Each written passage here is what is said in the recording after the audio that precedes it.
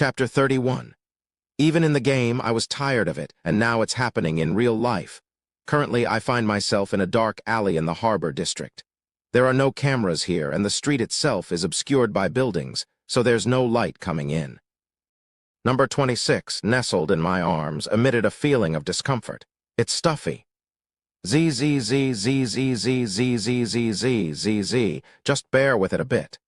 Yeah, I petted the little guy to calm it down and looked out into the alley. In the distance, beneath the artificially created night sky from the massive dome-shaped screen, the lights from advertisements were dazzlingly chaotic. It may look glamorous on the surface, but I knew well what this city was really like. It's a sick place. It may not be as significant as the Earth, which serves as mega-corp's capital, but this place is no ordinary interdimensional landscape. There are plenty of people who treat human lives like flies, and individuals driven to heinous crimes by hedonism are abundant. While many come here for tourism or job opportunities, it's also a place where many depart, but not by choice. That's the T&C Special Economic Zone for you. So that's why I chose this place. Now, where should I start? This cosmic city is divided into 5 zones. The Eastern Harbor District, the Western Residential District, the Southern Entertainment District, the Northern Commercial District, and finally, the Central Administrative District that oversees all the zones.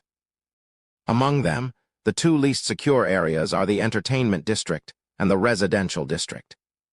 In the Entertainment District, there are places where megacorp citizens indulge their secret desires with employed slaves. Just like the surveillance is lax in real life due to the preferences of high-ranking individuals, it's the same here. There are hardly any surveillance cameras, but combat androids roam around, apprehending criminals. Androids are formidable opponents, so I can't go to the Entertainment District right now. The zone I need to go to is somewhere else. The Residential District. Although it's called the Residential District, it's more like a slum in reality. It's where the middle to lower-tier mega-corp employees and alien races with jobs in this city mainly reside. It's difficult to call it a safe place, even in empty words. Any city with a concentration of the poor tends to have weak security. Furthermore, residents of the Residential District tend to spend their daily earnings extravagantly in the Entertainment District. Since many of them live for the day, they won't think too much if someone from the next door disappears. As long as you're cautious of the police and androids patrolling, there shouldn't be any major issues with gradual growth. All right, I've decided where to go. Now, how to get there. There are limitations to moving only through narrow streets. Unlike research stations, the Space City is well-equipped with security facilities, and there are many androids patrolling. A place where you can go anywhere in the city without catching anyone's eye. I know 2 routes that meet this criterion precisely: the sewer and the underground subway. Both of them are essential facilities responsible for water and transportation, created when the Space City was built. As facilities that handle the vital elements of life, water, and transportation, they essentially serve as the city's bloodstream. If it were a game, I'd go through the sewer, but it might be tough in reality. Since you can't extract water in space, this place relies on 2 methods to supply water to the residents: recycling sewage and periodic water shipments from the outside. In the game, this is just background information, but here, it's real. The sewage system is likely to be under much higher levels of management than what I know. Unfortunately, let's go through the underground subway. I moved along with number 26. Sometimes we walked through dim alleyways, and other times we crossed rooftops. In the Central Administrative District, there are many tall buildings, so someone might catch sight of me, but in this harbor district, there are no high-rises. People on the streets had no clue about what was passing above their heads. Let's see. The passage should be around here. Of course, I had no intention of walking into the entrance of the subway station. Androids and surveillance cameras guard it, and entering there would surely cause a commotion. I've infiltrated this place over 100 times. While I haven't always used the same route, there's a secret passage I frequented the most. Originally, it was a kind of side alley used by the workers who were constructing the railway, but it has been forgotten in people's memories since the railway was completed. At least this place is mine, I muttered to myself as I lifted the rusty manhole cover in front of me. This place, located at the border of the harbor district, is my own little passage. Asterisk, asterisk, asterisk, among Megacorp's noble capital families, the T&C clan had a particularly strong business-oriented character. This was not surprising considering that the T&C clan had its origins in an insurance company located in a city once known as New York. Perhaps that was why. The motto of the royal family of Earth, the T&C clan, was as follows: to stand in one place, one must keep running. The Red Queen effect, frequently mentioned in business management, was their survival philosophy. Just as the Eugen family had become kings of Earth through genetic research, the T&C clan also had a field they focused on for the prosperity of their family: space colonization. Instead of dividing and eating the pie inside, they aimed to increase the size of the pie itself. In pursuit of this goal, they invested significant credits in artificial habitat construction and terraforming technology development. Initially, they started with space stations within the solar system, then expanded their reach through Mars terraforming and orbital habitat construction.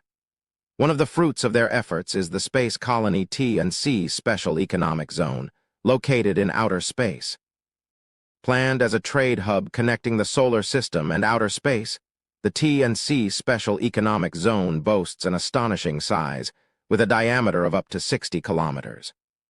While it is now the oldest space colony, it still holds significant influence due to its symbolism as the first space city.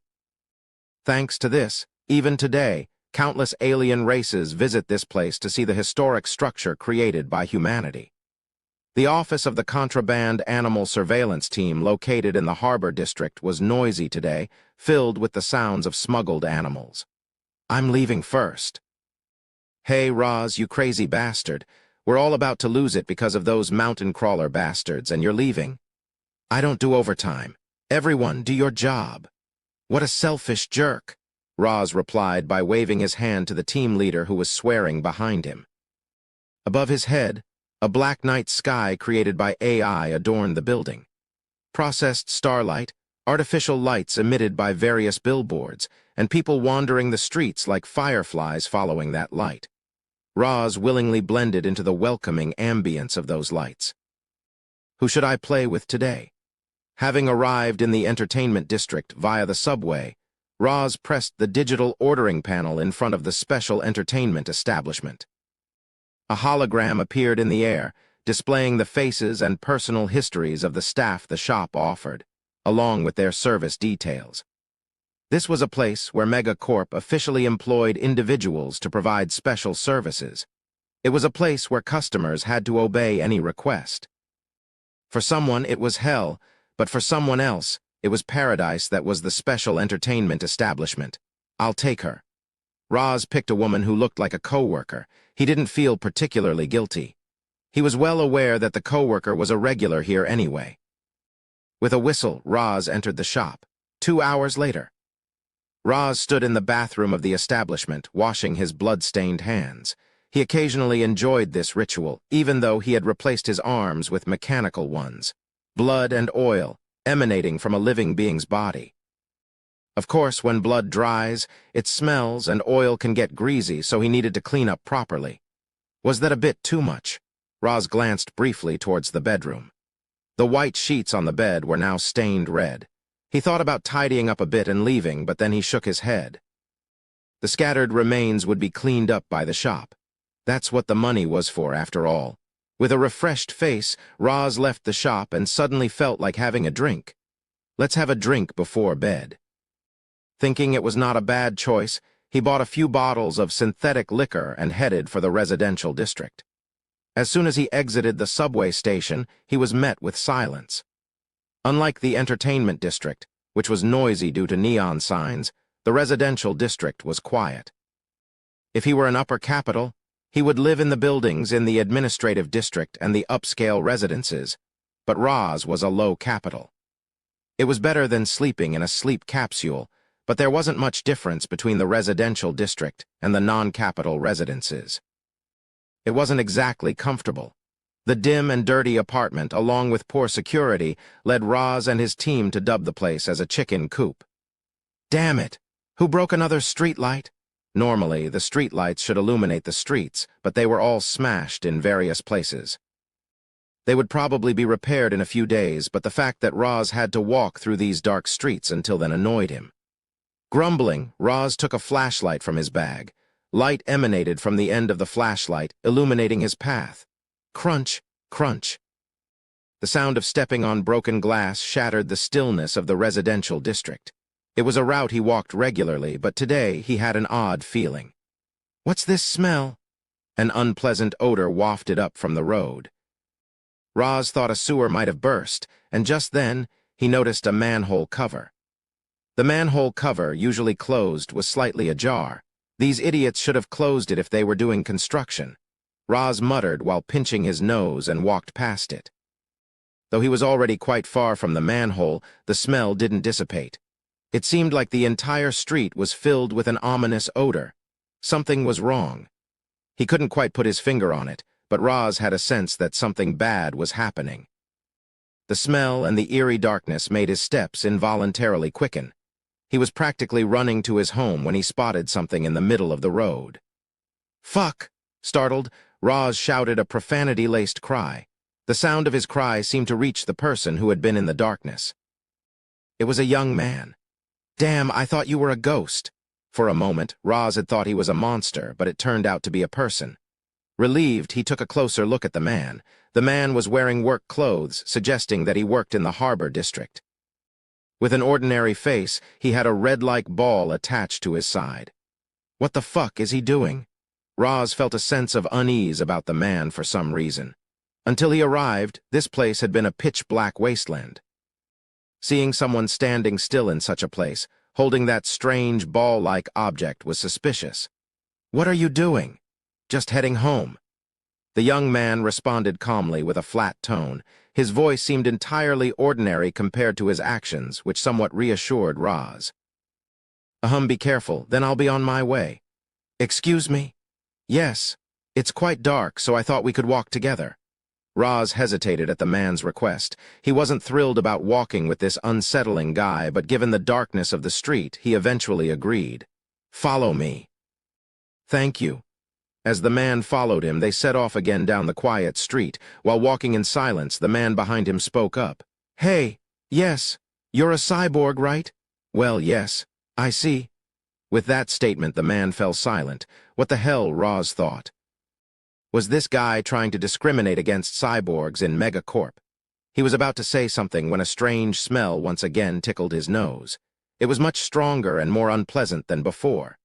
Somehow, the smell seemed to be creeping in from behind Roz. Roz had been about to curse, but he stopped himself and glanced briefly behind him. When he saw the man, he felt a chilling sensation down his spine. The man following him wasn't looking at the light. He didn't even blink. He was staring directly at Roz. That alone sent shivers down Roz's spine, but then he noticed something more. The red ball attached to the man's arm was squirming. Damn it! He had heard stories before. Among the upper capitals, there were some lunatics who kept only a person's head alive and played with it. Coincidence. The object the man was holding was about the size of a human head. With that thought, Roz couldn't take it anymore. His home wasn't far. He left the man behind and began to run. Pant, pant, pant. When he looked back, the man was still standing in the darkness. It was pitch black, making it almost impossible to recognize, but Roz could feel it. The man gazed at him with an expressionless face. Fortunately, nothing happened until Roz reached his home. Whether it was due to running or fear, Roz's clothes were soaked with sweat. The urge to drink was long gone, but he was thirsty. Roz uncapped the synthetic liquor, which was dripping with cold water. He took a long gulp, the heat and tingle spreading from his throat to his entire body. Ugh, I'll have to report you tomorrow. Perhaps due to the influence of alcohol, or maybe because the tension was slowly dissipating, Roz let out a relieved sigh as he realized he had finally arrived home. Ugh, shitty neighborhood. I'll have to go somewhere else when I save up. Muttering about an unattainable dream, he turned on the old virtual TV. The narrow room suddenly became noisy, and a feeling of unease intensified. Roz approached the window and looked outside. It was pitch black, and there was no sign of anyone. Asterisk, asterisk, asterisk, he's gone. The cyborg had dashed away for some reason. Roz had a vague idea of why, a subtle sense of discomfort. He didn't outright know I was a monster, but he seemed to sense that something was different. If he had sensitive senses, he might have faintly perceived the subtle chemical signals in my pheromones. Still, the purpose of my mimicry organs was simply to make it easier to ambush. I had no intention of interacting with humans. This level of adaptation was sufficient. He's scared of me. Z. Why is that? I don't know. The cyborg seemed to have reservations about me as well, but what had the greatest impact on his heart rate was number 26. When he glanced at that one, his heart rate reached its highest point. Why would he be so scared of number 26? It's the first time I've seen someone fear bubble amoebas, the mascots of healing. Of course, number 26 is a mutant, but it looks exactly like other bubble amoebas, so there shouldn't be any reason to fear it. It's strange how this cute little creature could be terrifying. Cyborgs are truly incomprehensible. Speaking of which, did he say he was a cyborg? After the psionium effect wore off, I returned to my current metamorph state. To evolve into an pre-saint, I need to consume one more cyborg. That's great, I just needed that. He may not know it, but I've already pinpointed which house he entered. The lingering scent he left behind as he fled still lingers in the air. Chapter 32. The next day, before going to work, Roz reported the strange man he had seen yesterday to the police. Having made the report, there was nothing more he could do. The rest would be up to the police. So he spent the day at his busy job trying to forget about yesterday's incident. Lost in his work, he didn't realize that quitting time was approaching. He hurriedly grabbed his bag, intending to escape from this hellish place, but his team leader grabbed him. "Roz, you're not leaving early today." Judging by the team leader's expression, it seemed like he might end up as a mountain crawler's meal if he left. In the end, Roz had to stay late at work with his unwilling teammates. That team leader is such a lunatic. It was only well into the night that he could finally break free from his work. Normally, he would go to a bar to relieve stress, but it was already quite late. To be able to get to work the next day, he had to go back home. As usual, Roz bought a synthetic drink and walked to the subway station in the residential district. The streetlights, which had been broken yesterday, were now brightly lit, casting a reassuring light on the streets. There was no sign of any suspicious individuals in the well-lit area. On his way home, he once again noticed the manhole cover. Unlike yesterday, the cover was tightly closed. Seeing the manhole, the terrifying memories from yesterday came rushing back. Roz swallowed hard and walked past the manhole. Fortunately, nothing he feared happened until he reached his apartment complex. Phew! As he passed through the entrance to the complex, Roz let out a sigh of relief. He looked up at the corridor on the third floor where his apartment was located. There, Roz felt his heart stop. Something pitch black stood in the apartment corridor. With a long tail and 4 arms, it moved strangely and then opened his apartment door and entered. Without saying a word, he took out his communicator. Asterisk, asterisk, asterisk, it's narrow. As expected, the cyborg's apartment wasn't very spacious. It was a one-room apartment consisting of a bathroom, living room, and a balcony. After deciding to target the cyborg, I checked out everyone who lived in this apartment complex. It was easier to investigate during the day when most people were either at work or sleeping. During the day, I roamed the rooftop and corridors, collecting all the necessary information about who to target and when to change appearances. If no one was around, I entered the house and searched for clues, and if someone was present, I observed the inside from the outside using auxiliary equipment. Through thorough investigation, I learned that various species lived here besides humans and cyborgs. There were reptilian humans with scales, known as cold bloods, and bipedal creatures like wolves, among others. There was a diverse range of prey available. It's a good thing that the species I need to eat to evolve into a pre-saint is difficult to obtain. Evolution conditions become more complex after reaching the pre-saint stage. I have to eat a total of 60 playable species, 20 species capable of transformation, 20 humanoid species, and 20 species using psychic powers. And achieving 4 types is one of the conditions. Space survival is a game that emphasizes player versus player combat. Eating other species isn't that difficult for amorphs. The real challenge lies in obtaining those 4 types. I already have one for physical enhancement, and I'm on the verge of acquiring one for psychic enhancement. But it's still a long way to go when considering the type penalties. Types don't just unlock with an abundance of traits. Key traits required to unlock type conditions, and I need to focus on acquiring those relevant traits, making it a challenging task. Additionally, the predation effect doesn't always occur. So, most amorph players give up at this point and focus on raising other species.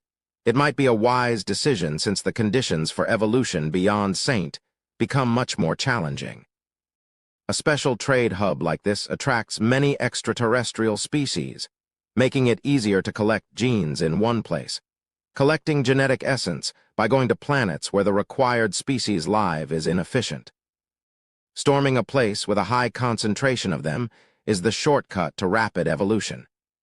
Especially in the special trade hub, there are quite a few cults that have immigrated from Megacorp. If I consume them as well, I can easily fulfill the condition of eating 60 extraterrestrial species. All right, I'll spend some time here, so why not take a look around? I meticulously inspected the entire apartment. Number 26, apparently delighted with this cramped and dirty space, roamed around here and there. The soundproofing isn't great. After a thorough look, that was the first thought that came to mind. The noise from the adjacent and upstairs apartments was so loud that it could be heard even here. The apartment below is vacant. There might be prospective tenants, but currently it's unoccupied. When I evolve into a saint, my weight will significantly increase, and the people downstairs will soon notice something unusual happening upstairs. I've calculated that, but my auxiliary system gave me a warning signal. Someone is approaching in the corridor. ZZZZZZZ. Come here, baby, what's going on? ZZZZZZZZZZZ. Someone's coming. I called number 26 and calculated the footsteps in the corridor.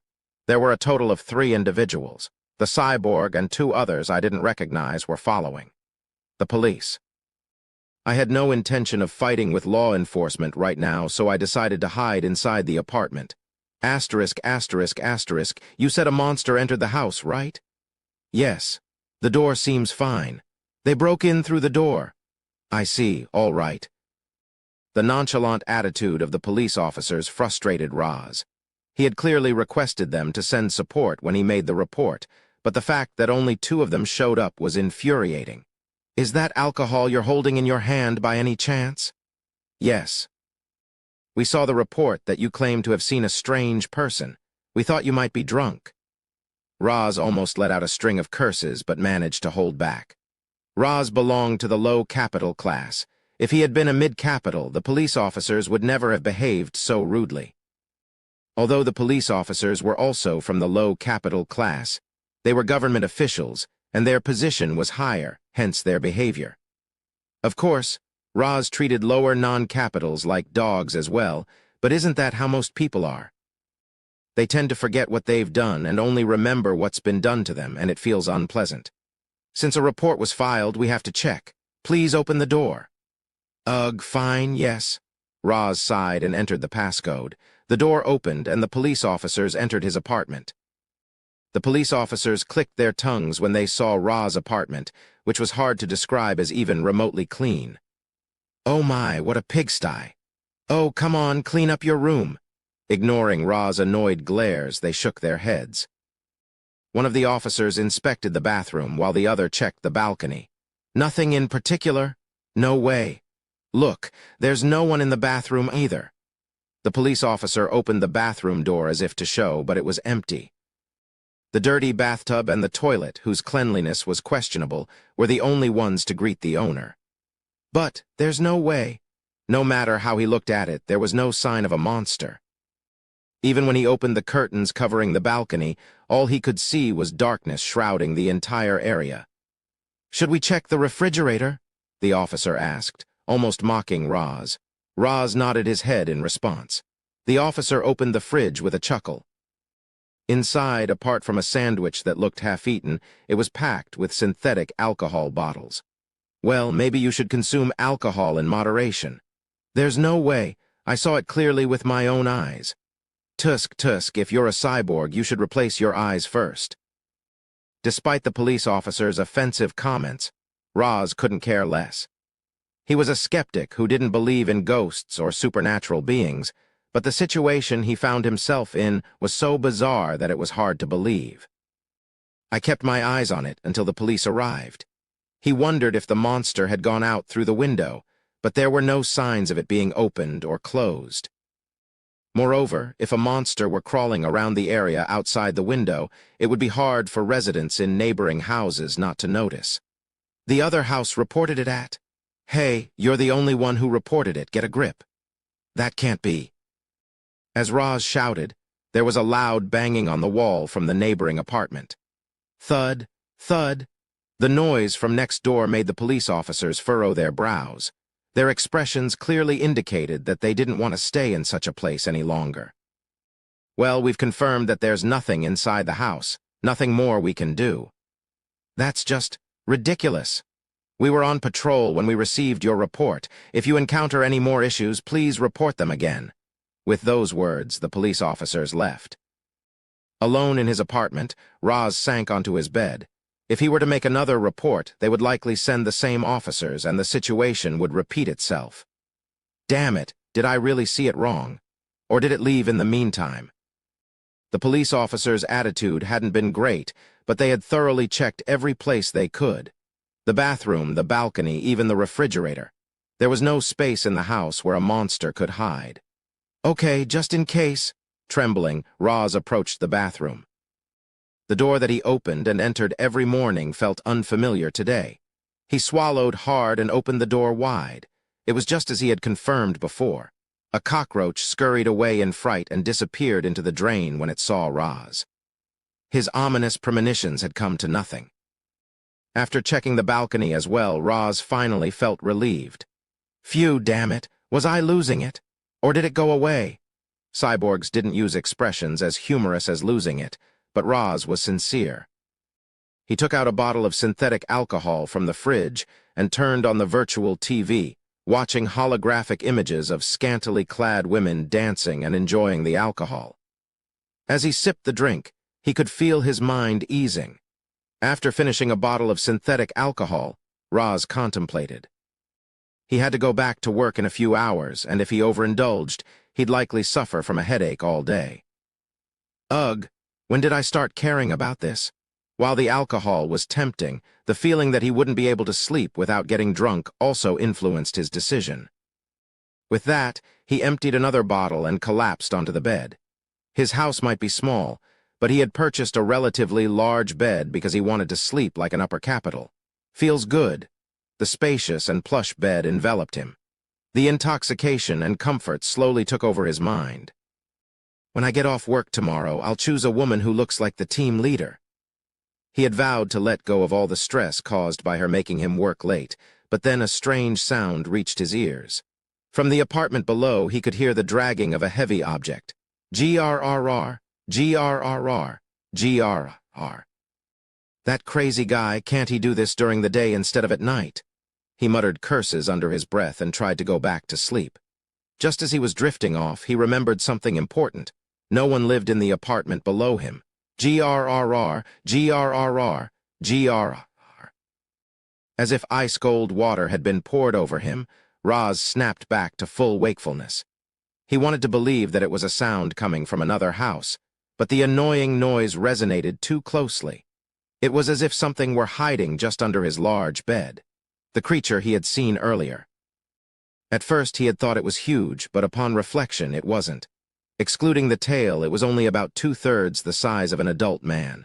To be precise, it was just big enough to fit snugly under a bed. Grrr, Grrr. Grrr. As he realized this, Roz's body began to tremble uncontrollably, as if possessed by a cold shiver.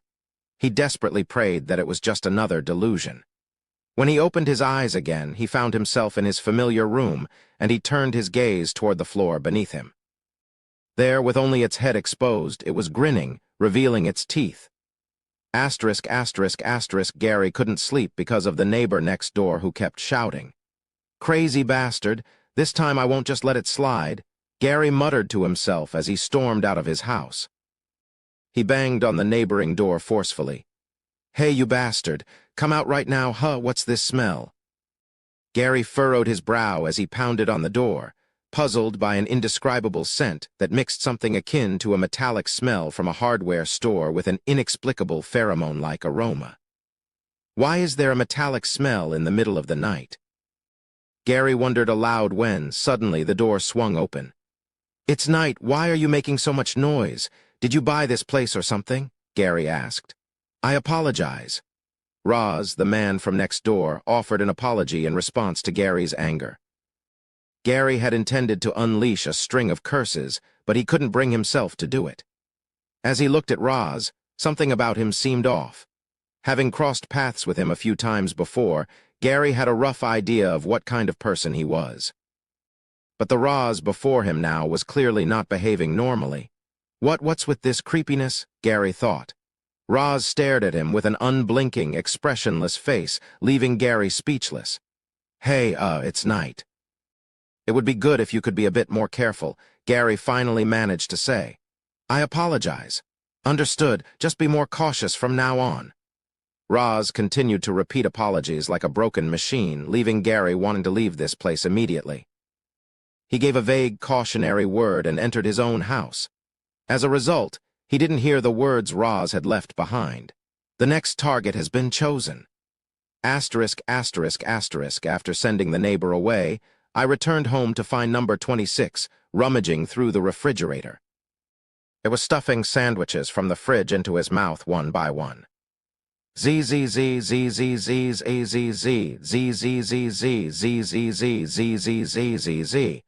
Are you hungry? Want to eat?" "I want to eat a lot."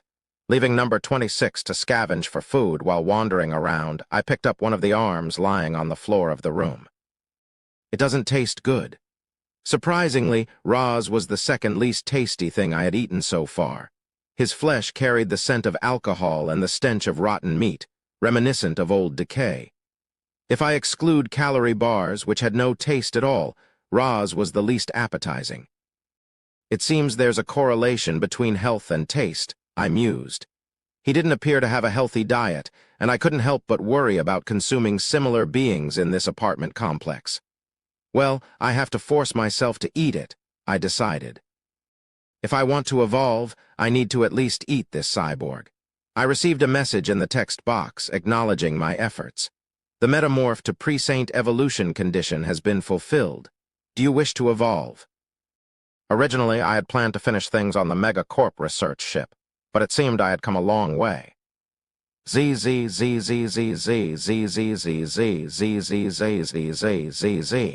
I'll become an egg for a moment. An egg. But you're just a baby. Why are you becoming an egg? To grow bigger. A baby is going to be a big baby. Yes, don't worry. Just in case number 26 might be surprised, I informed it beforehand and then accepted the evolution. The time had come to enjoy the majesty of the subadult body, which I had briefly tasted with the psionium. Chapter 33.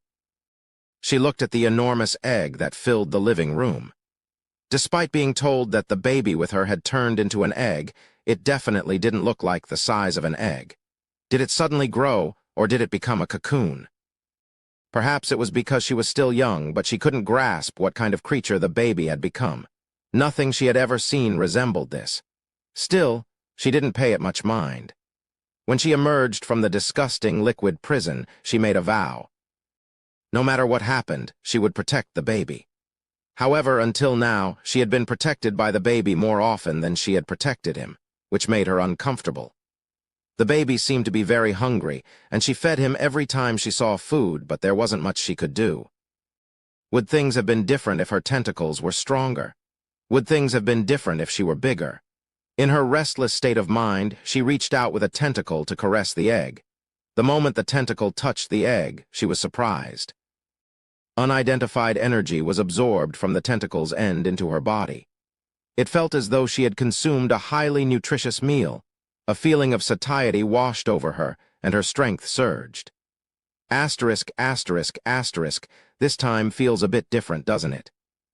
When I evolved into a metamorph from hatchling, I could feel the changes in my surroundings inside the egg, but this time was different.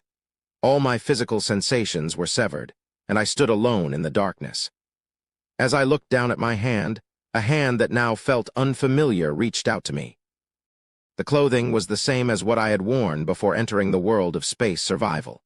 It feels like my own imaginary world here. Looking around, there didn't seem to be any threatening elements. Just an endlessly vast, pitch-black space. It's a dark place, but it's familiar. In my childhood, whenever my parents argued, I would always hide under the bed or in the closet. If I plugged my ears and huddled there, I felt much more at ease. I'm reminded of the past. It's not a memory I want to dwell on. I shook my head to shake off unnecessary thoughts. I wonder how much time is left. In the game, it takes 6 hours to become a pre-saint. I don't know how long it will take in reality, but when I turned into a metamorph, there wasn't much difference from the game, so it should be similar this time. Why did the developers create it like this? Applying such a severe penalty to evolution, which is essential for amorph operations. I can't understand it at all. In a game where real-time PK occurs for 24 hours, being incapacitated for 6 hours is a serious flaw, almost like a bug. Moreover, in Amorph, cooperation is impossible, so it's impossible to ask your comrades to protect you during evolution. Unless you hide in a place where no one knows, most players are caught during evolution. Some players even hunt Amorphs exclusively.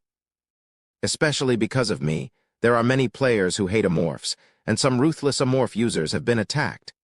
Many Amorphs failed in evolution and were shot with anger shotguns. I also died a lot, caught by Amorph hunters during evolution. Failing in evolution doesn't have a specific penalty. It's just a hassle to find a hiding place again. Moreover, you have to wait a long time again, so it's impossible not to get annoyed. So the Amorph hunters who disrupted evolution were even more terrifying than usual. Looking back, I was a bit harsh too. There was a time when a hunter recorded me being hunted and posted it on the community. The reaction at that time was explosive. To be precise, there was an overwhelming amount of resentment and criticism directed at me. People were saying all sorts of strange things like, "How can a person do that?" Or "Are you really an Amorph?" Or "I'll kill you," and so on. Sigh. Whether it's because of the magical influence of this pitch-black space, these unnecessary memories keep resurfacing. If I have the time, I shouldn't waste it and should use it wisely. There's a lot to do in the future, so I need to figure out where to start when I go out. Maybe I should think while walking. I took a step forward, and the ripples spread out as if I had placed my foot on the surface of the water. Starting with that, I aimlessly walked in the black void. After evolving, the first thing to deal with should be the wolves living next door and on the 5th floor. That should help resolve the issue with the transformed race to some extent. As I pondered how to approach the trading hub after evolving, something dark brown appeared and blocked my path. The entity that appeared in the black void was a metamorph stage Amorph. I could tell that instinctively as soon as I saw it. This creature is the remnant of the Amorph still present in my body. It seems that when I fell into this surreal world, the instincts of the Amorph came with me. The creature growled as it revealed itself, but I wasn't particularly afraid. Instead, it felt strangely familiar. I reached out my hand to it. The creature, which had been growling threateningly, closed its mouth and lowered its head obediently. When my hand touched the creature's head, I woke up. Where am I? As soon as I opened my eyes, I was blocked by a thin wall. A soft and sticky film of blood enveloped me. Sensation returned to my body. At present, I was crouched over my body, wrapping my arms around it as if a baby was in the womb. My long tail was wrapped around my waist like a belt. When I released my combat arms and stood up, the plastic was torn apart with a ripping sound. A text box appeared in front of me on the torn amorph. Race. Unidentified aggressive space morph status. Pre-Saint objective. Survive second evolution successful. Possessed traits physical related applied type. Wings, chitinous exoskeleton, regeneration fusion, neurotoxin glands fusion, reinforced exoskeleton, acidic blood, enhanced reflexes. Mimicry organ fusion, serrated tentacles, contamination organ, spine projectile organ psychic related, predator sense, fusion. Human nature, monsters tentacles, and clairvoyance, psychic resistance type. Physical enhancement type. You have received new unread messages. Would you like to read them? Messages. This was the first time I had received a message after evolving. There had been no such occurrences in the game before, so I accepted the request with curiosity. New system transcendent system unlocked. Would you like to see the instructions? A new system. It seems there are some changes. When I consumed psionium last time, no such messages appeared. It seemed that this new system was unlocked only through formal evolution. I chose to confirm, and a text box filled my vision. The Transcendent System allows you to combine 3 or more of your existing traits to create a completely new and unique trait, referred to as a unique trait. Available trait list: chitinous exoskeleton, reinforced exoskeleton, enhanced reflexes. Note: it's important to be aware that not all combinations will result in advantages, and there may be potential drawbacks. Transcendent System, Originally, in space survival, trait fusion was only possible one-on-one. So, for races that relied on traits, it was difficult to remember what traits they themselves had as the game progressed. I, too, had a hard time remembering them all because I had over 500 traits when I was about to see the ending. Even for someone like me who was a hardcore player, the system was so frustrating that I was trembling. But who would have thought they would revamp it like this? I never expected such a drastic overhaul of the system. What should I do? If it were a game, I would have accepted it immediately, but this was reality. A wrong decision could lead to great danger. If a new system I was not familiar with had been introduced, I needed to carefully assess and decide, just as the note suggested. Obtaining a unique trait has its merits. In space survival, there were no separate grades for traits. The efficiency of a trait varied greatly depending on how someone used it. The only consensus was that fused traits were generally considered stronger, to some extent. However, among those, there were special traits that outperformed others significantly. These were commonly referred to as unique traits. While it was difficult to obtain them, their performance was exceptional. But that doesn't mean there are no drawbacks. Unique traits were indeed very powerful, but they had one major drawback. While regular traits remained intact even if the character died, unique traits disappeared completely upon death. If you wanted to obtain a unique trait, you had to start from scratch. Therefore, when using unique traits, one had to be extremely cautious. But here, it's reality, so the drawback doesn't apply, right? After all, in reality, when you die, it's over. The fact that unique traits disappeared upon death was not a consideration. However, the reduction in the number of traits is a risk. The actual concern was not the drawback of the unique trait itself, but rather the overall number of traits. Currently, I have 11 physical-related traits. If 3 of them were removed, I wouldn't be able to meet the condition of having 10 for the physical enhancement type. You might think of first obtaining unique traits, and then acquiring physical-related traits later, but there was a problem with that approach. Releasing a type in the middle doesn't remove the trait penalties. Currently, I had a penalty of 6 traits for the psychic enhancement type. If I were to regain the physical enhancement type after that, what would happen? Unfortunately, the penalty would be added, and the required number would increase from 6 to 12. Let's postpone the transcendent system. Physical-related traits were relatively easy to obtain. Honestly, the appeal of unique traits was strong, but in times like this, you had to be cautious. Choosing the safer path, even if it took a bit more time, would be beneficial. The moment to utilize the transcendent system would be after I had secured enough physical-related traits. I unlocked the text box and left the egg. Surely I've grown quite a bit. Having been on a spacious research vessel before and now in this small house, I could distinctly feel the difference in my body size. As I removed the eggshell pieces attached to my body, number 26 approached. Wow. Z. How have you been? That's the big baby from before, isn't he going back this time? Z. Yeah, I briefly transformed back then. The way he moved his tentacles seemed to express fascination. Tentacles. Now that I looked closely, number 26's appearance had indeed changed from before. The body, which was slightly smaller than a human head, had grown even larger. Moreover, 2 tentacles sprouted from the body. Z. What's that? It's new. It appeared when the baby entered the egg. Z. When? When I touched it while the baby was inside, when the child said that and lightly brushed its tentacles, a brief wave of purple energy emanated and then disappeared. Seeing this, I was certain of something. Sea demon. Those tentacles were probably serrated tentacles. They might seem small and cute compared to mine, but I knew what was hidden inside them: sharp blades. If those tentacles swept across someone's face, the flesh would likely be torn away. But more importantly, I was curious. Why did it evolve suddenly? There didn't seem to be any specific trigger for it. I had monitored my surroundings with the auxiliary system during my time in the egg, but there were no special traces of any events happening around me. It said it touched the egg when I was in the middle of evolution, right? I wasn't sure about the exact cause, but it was possible that a portion of the energy generated during my evolution had been absorbed by it. Considering that the relationship between bubble amoebas and sea demons had not yet been clarified, this was just speculation. Now I can protect the baby.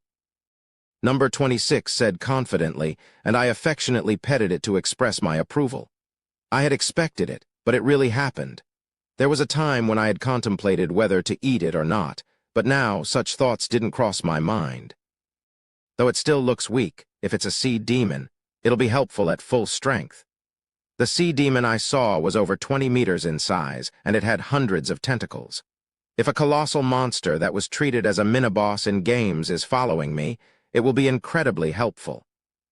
I won't give up my genetic essence, but I should consider providing unnecessary food. Z. Then let's go eat. All right. I had just completed my evolution, and I felt a gnawing hunger. The child seemed hungry too, judging by its response. After all, it had only eaten a sandwich for over 6 hours. I carried number 26 on my shoulder and opened the door. The appetite-stimulating food was waiting next door. Chapter 34. The administrative district of T&C Special Trade Center was unlike other areas saturated with artificial light from billboards. It embodied a different image, a life harmonizing with nature. As the slogan for the administrative district suggested, well-maintained trees and shrubs lined both sides of the marble sidewalks. Small birds chirped and flew among the trees. Beyond the refreshing forest of trees, white rectangular high-rise buildings rose prominently. These were the branch offices of prominent companies or government offices, including those from Mega Corp. Passing through the beautiful but flat buildings, as one approached the center of the district, a building with a unique and towering design stood out more than any other in the surroundings. Its spiral exterior brought to mind a donut, and its upper section appeared as if 2 hands were spread wide open, embracing the cityscape. The majestic building was named Monument. True to the T&C family's emphasis on efficiency, even the symbol of the first space city bore a simple name: Monument. At the top floor of Monument, Layla Chamberlain, the youngest daughter of Sam Chamberlain and the overall manager of the Special Trade Center, currently resided. At that moment, she was in a meeting with the city's top officials. Layla and the heads of each district, as well as the team leaders of government offices, were seated around the mahogany table. Among them, only the deputy head of the Human Resources Management team stood nervously. Layla, a beautiful woman with long blonde hair, was reading a report when she spoke up. Human Resources Management Team. Yes, ma'am. The incoming supplies have decreased by 3% this time. Can you determine the cause? In response to her question, the deputy head stammered. Well, it's because Z101 Ranch Planet and P82 Livestock Planet reported reduced production this year. Our special trade center can replace up to 20% of the hires destined for the entertainment district through alternative routes. However, a 3% decrease in the supply is by no means a small figure. We can't be complacent within the allowable range. But, you see, it's just that. Everyone knows that 40% of the revenue in the special trade center comes from the entertainment district. If the supply decreases by 3% from the Human Resources Management Team, the burden will fall on the entertainment district's side. Layla spoke calmly, but everyone understood the warning in her words. She was questioning why they hadn't opened new routes to fulfill the allocation quotas. Deputy Head, or should I say Mr. Pissarro? Yes, ma'am. Do you know what's most important for a trader? It might be credits. Of course, credits are important, but the most crucial thing is trust. You can use difficulty in supply as an excuse this time due to certain circumstances. But what if it damages our reputation? These customers who have come here with great difficulty won't return if they're disappointed. I'll keep that in mind. Under normal circumstances, I might overlook this, but now is a critical time. You all know that the board meeting is approaching soon. When she mentioned the word board meeting, everyone in the room nodded with determined expressions. Anyone working under the T&C family would know. Not to mention how much the T&C family head desires the CEO position at Megacorp. The first phase of the board meeting is scheduled to be held right here in the T&C Special Trade Center. Enormous tourists will be visiting this city. There can't be the slightest margin for error. Understood. Contact the planetary authorities and make sure you meet the quota by any means necessary, even if you have to distribute aphrodisiacs across the entire planet. Do you understand? Yes. Now, next person. The entertainment district is it. I'm always looking forward to this. Go ahead. Yes. While the deputy head sat down, wiping cold sweat, the representative from another team began their report. After 3 hours, the meeting came to an end. With all the team leaders gone, Layla sat alone in the conference room and let out a sigh. Sigh. There was just 1 month left until the first board meeting to select the Megacorp CEO. Although there was still time, she, as the overall manager, felt like she needed 10 more bodies. But if I can make this deal happen, the successor's position won't be just a dream. The T&C family had a unique feature that set them apart from other noble capitals. The precise name of T&C was Thompson and Chamberlain. They were called T&C because they took the initials from the surnames, T from Thompson and C from Chamberlain. As the name implied, within T&C, two families with different surnames coexisted in a single family. The family member who won in competition between the Thompson family and the Chamberlain family became the head of T&C. Currently, the Chamberlain family held the position of the head, but the next generation was uncertain. Thompson's side is making moves. Once one became the head, they could monopolize all the rights of the family and privileges related to T&C within Megacorp. Since the Chamberlains had held the position of the head for several generations, tensions were rising on the Thompson side. If Thompson were to take the next head position, there would surely be bloodshed. At that moment, the conference room door opened, and a secretary entered. Miss, here's a list of names from the individuals who have applied to visit on the board meeting day as you mentioned. Layla checked the tablet pad handed to her by the secretary, scrolling through the names one by one. When she reached the last name, she was taken aback. Is this list accurate?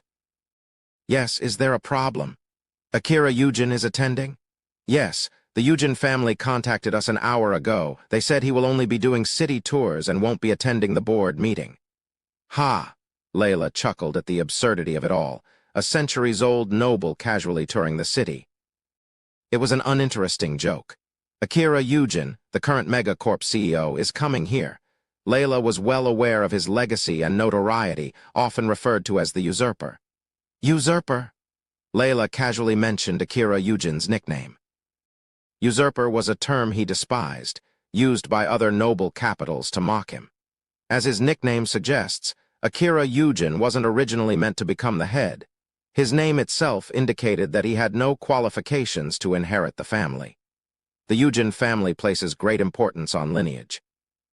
The 5 major noble capitals each had their own defining factors. The T and C valued competition. The Yujin family placed importance on lineage. The Gar-Imlda family was known for technological advancements in terraforming, and so on. They all had guiding principles that matched their respective fields. Akira, as befitting a lineage-focused family, became the head due to his bloodline tracing back to the traditional roots of their people. In an era of constant terraforming, they still cling to their ethnicity. She couldn't understand it, but in any case, Akira's bloodline was distant from the Yujin family's true roots, so he wasn't the official heir. The reason he became the head was simple. He was the only person in the history of the Yujin family, or any noble capital for that matter, to become the head through a coup d'etat. Youngwoo Yujin was it. Originally, he was supposed to smoothly run the family, but he was the unfortunate head who was removed by Akira. After his death, all his descendants met a miserable end. Moreover, that insane nobleman Akira even turned Youngwoo Yujin's daughter into a shadow. The reason Akira Yujin earned a reputation for cruelty wasn't solely because he killed people indiscriminately. It was because he didn't spare his fellow nobles, members of the same family. He would kill or torture them without hesitation, which drew criticism. Layla herself enjoyed hunting humans on the ranch planet every year, but she didn't needlessly harm her family's assets. In that regard, Akira could be considered an aberration among the noble capitals. The reason this eccentric managed to maintain the position of head of the family, despite not fitting the noble capital image, was his competence. It was a sad affair for Youngwoo Yujin, but after his death, the Yujin family prospered unusually well. Layla, being in a position of authority, understood that ruling with fear was not easy.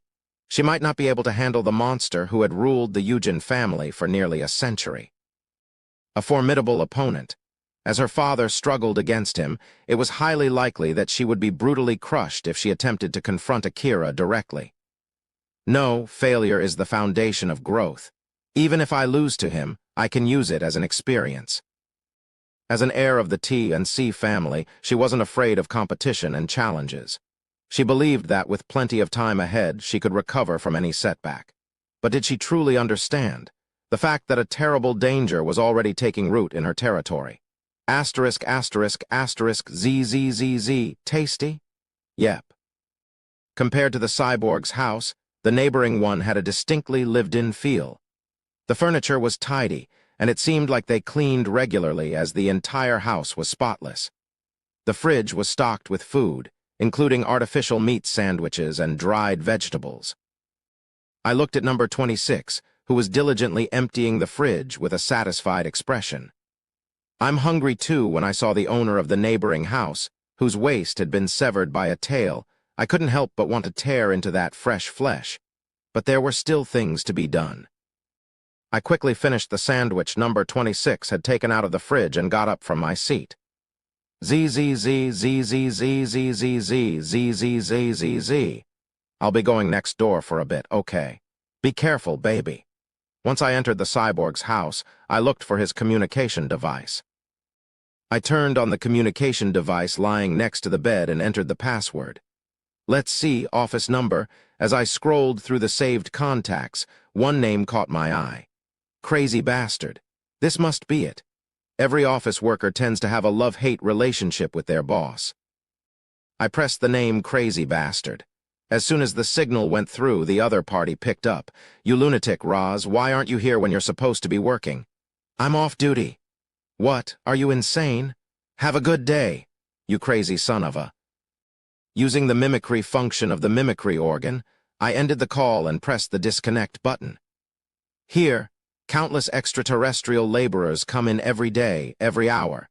Even if one of them quits for no apparent reason, there are plenty of people to replace them. While it's possible to develop deep bonds with colleagues at work, it doesn't seem to be the case for the owner of my voice, Roz. His reactions as a team leader and the way he keeps to himself when you look at his contacts and call history suggest he's more of a loner. Maybe he'll be forgotten once today is over. Just like the harbor worker I devoured before, Roz will likely be forgotten. But it's probably best to finish things properly. I opened the laptop that was in the living room. If I send a resignation email from his work laptop, it shouldn't cause too much trouble. It could be handled over the phone, but just in case. Maybe later, when I've devoured more people, I won't have to worry, but for now, I should be cautious. It's a wealthy space city with a significant presence of androids and a small but well-equipped defense fleet stationed here. Compared to the research ship I was on before, it's much more spacious, offering plenty of hiding places. However, the surveillance network here is incredibly detailed, unlike anything I've seen before. I still need to be cautious. It's best to avoid getting caught for as long as possible after I've devoured someone. I won't be able to hide it forever, but I should delay it as much as possible until I become strong enough. So let's see who this person is. To send an email, I need to know roughly who the person is, so I started examining the files on the laptop one by one. The owner of the laptop, Roz, doesn't seem to have led a particularly diligent life for a cyborg. Despite being a work laptop, it's filled with non-work-related content. Being a workaholic in the space age is very rare. I had no interest in the cyborg's sexual preferences, so I deleted the irrelevant files. I continued to open and close files while inspecting them when I noticed a peculiarly titled file, Smuggling Animal Surveillance Team Seizure List. As I clicked on the file, the monitor filled with dense text. As the name suggests, it contained a list of seizures related to animals smuggled with the aim of trafficking. Smuggled animals, how even a cursory glance showed that there were many different kinds. Most of them had already been transported to other planets, but there were still a considerable number of creatures left here on the Port Earth. If I consume these, I could gain a substantial amount of genetic essence. While this apartment can be considered a decent hunting ground, it's not as abundant as the smuggled animals at the Port Earth. Devouring just half of those creatures would significantly aid my growth. But surveillance won't be easy to overcome. If the animals I'm managing suddenly disappear, anyone with half a brain would figure it out pretty quickly. If they report it to the police and an investigation starts, it's going to be a big problem. So there are two options: hiring employees or finding a smuggled animal broker. Hiring employees isn't particularly difficult. Since I can mimic Roz with my artificial body, I can just call in another employee. After devouring that employee and forging the transport documents myself, I can probably get away with swiping a few of them easily. But if I want to devour more than that, I'll need a broker. Looking at the list, there were ambiguously filled sections where the destination of the creatures was left blank. This is probably where the broker intervened. It's probably best to either intercept the broker and steal the creatures or devour the broker and mimic their role to seize my prey. I should make good use of Roz's identity. He left behind a lot when he died. It's a shame. It would have been much more enjoyable if he had tasted better. After sending the email, I took the laptop and returned to the neighboring apartment. Asterisk, asterisk, asterisk, hey, come here quickly, baby. ZZZZZZZZZZZZZZ. I won't eat that. You shouldn't be picky about your food. ZZZZZZZZZZZZZZZ. I'm going to eat something else, something else. ZZZZZZZZZ. Yes. You eat it. Number 26 blinked its lights as if it didn't understand my words. I nodded to indicate that I was okay, and it cautiously began devouring the man next door. As I watched the man's face melting under number 26 influence, I thought to myself, something even tastier is waiting for me. I savored the anticipation of the pleasure of consuming genetic essence. Chapter 35. Let's handle this before we go out. While number 26 was feasting on the man's brain, there were things to be done. I cut off the man's ankles and put them in the refrigerator. Once Roz's role is finished, I'll assume this person's form. The mimicry organ is a characteristic that allows me to consume flesh, analyze genes, and mimic. I don't need to eat all of the meat, like when activating the predation effect. I don't need to store all of it, so I'll just keep a part. Putting it in the refrigerator might slow down the decay process a bit. Even so, it would be unrealistic for it to last more than 2 days. After disposing of the body, I took out the communication device. Next, I contemplated who to call. Looking at my contacts, Roz's human relationships were extremely limited. Besides the team leader, there didn't seem to be anyone who might know a broker. The team leader would be a burden. Just like on the research vessel, being the head of a government office in a space city would classify one as at least a mid-capitalist. Even if we were being conservative, he would be a mid-capitalist, and if he belonged to a higher stratum, he might be a third capitalist. A figure entirely different from someone like Roz, who could easily be replaced. If that person disappears, they'll know right away. The current situation is different from when I killed Keisaragi Yujin. She is a high-ranking noble capital, far above the people on the research vessel. Megacorp is a competitive society, but at the same time, it's a rigid, pyramid-shaped society where social mobility is stagnant, a contradictory organization. The higher up in the capital hierarchy, the more ruthless they tend to be in keeping those below from moving up. Noble capital, positioned at the very top of the megacorp pyramid, is even more extreme in this regard. As a result, everyone feared retaliation from noble capital, and they could only passively respond to her sudden death. Their timid response ultimately brought great misfortune upon them. It's ironic. The death of the person in the highest position is hidden, while the death of the lower-ranking person is revealed. Furthermore, the smuggling animal surveillance team seemed quite busy. Amidst this, if the person in charge were to disappear, it would create chaos. I needed to choose someone else. This person doesn't seem right, neither does this one hum. While checking the messages on the communication device, there was one contact that appeared particularly frequently. The messages were simple, just asking if they were going to the office after work today, but this contact had exchanged the most messages with Roz. Well, this person should do. The person's name is Lloyd. He was a friend who shared a secret hobby with Roz. When you mentioned the office in the Special Trade Hub, it was famous even in online communities. It was a place that vividly showcased a dark, dystopian worldview, and it was often mentioned in the news due to its controversial ethics. Anyway, people who enjoy such morally questionable entertainment might know about the broker. Lloyd and Roz seem pretty close, I thought as I used my small arms to send a message to Lloyd. Hey, let's catch up sometime. You quit your job. You crazy bastard, you're going all out. What happened? I got tired of the endless workload. I'm looking for work elsewhere. Work here is a bit crappy. Where are you going? I've only learned this, so what else can I do? I'll find something similar. Similar work? Yeah, like smuggling. It felt like I had brought up the topic abruptly, but there was no other way.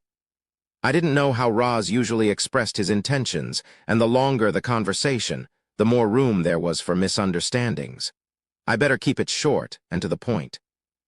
As soon as I sent the message, there was no immediate response from the other end. After a few minutes, the communication device beeped again. You said you weren't going to do anything dangerous before, didn't you? It seemed that Lloyd had talked to Roz about smuggling once before, and Roz had probably declined at that time. I thought about it again, and there's really no other way to make money. You're hopeless. Now you want to do what everyone else does. Well, I have to give it a try now. All right. I'll send you the information via email. Why not meet up today and talk about it? Meet up? Yeah, there's a bar I know in the Harbor District. You're not that type, are you? You buying drinks. I just retired and I can afford a drink with my colleagues, can't I? You retired and grew some balls, huh? Okay. What time do you want to meet? Honestly, I was a bit impulsive, but Lloyd didn't seem to have any suspicions, so it went well. Things are going smoothly. I sent him a message with the location and time. The location was an alley near the border of the Harbor District, as close as possible to the manhole connected to the underground secret passage. We decided on the evening for the meeting. In this city, whether it's day or night, there are always people around, but the presence or absence of bright lights makes a world of difference. To move discreetly in the darkness and keep a low profile, it was natural to meet at night. I should catch them after they've finished work. I sent the message, and a reply came quickly. Since he had retired, he mentioned that he might get bored if he went to the office alone. No need to be bored. After all, he would probably end up on the same path as Roz. I got confirmation. There was still plenty of time until evening. Taking genetic essence from this apartment was risky, so I had to spend time here. I'm full. Looking at number 26, it seemed like it had eaten to the point of bursting. It waddled over to the soft bed and fell asleep. It's still young, so it should sleep a lot. After covering him with a blanket, I opened my laptop again. Before meeting Lloyd, I needed to go over the list and gather information. Carefully examining the list, I checked off multiple seized specimens of the same type of organism. Since the predatory effect activates by probability, having more of the same species is better. As I checked, there were truly all sorts of organisms. They were all creatures I had seen at least once in the game, but some of them made me suspicious of whether they were really trying to smuggle them. There's even a mountain crawler. How did they manage to capture one? And, oh.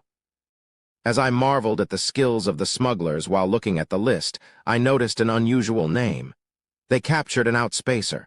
Hastily, I checked the entry next to the name, and the transport section was left blank. That meant the outspacer was still here. There are 20 of them.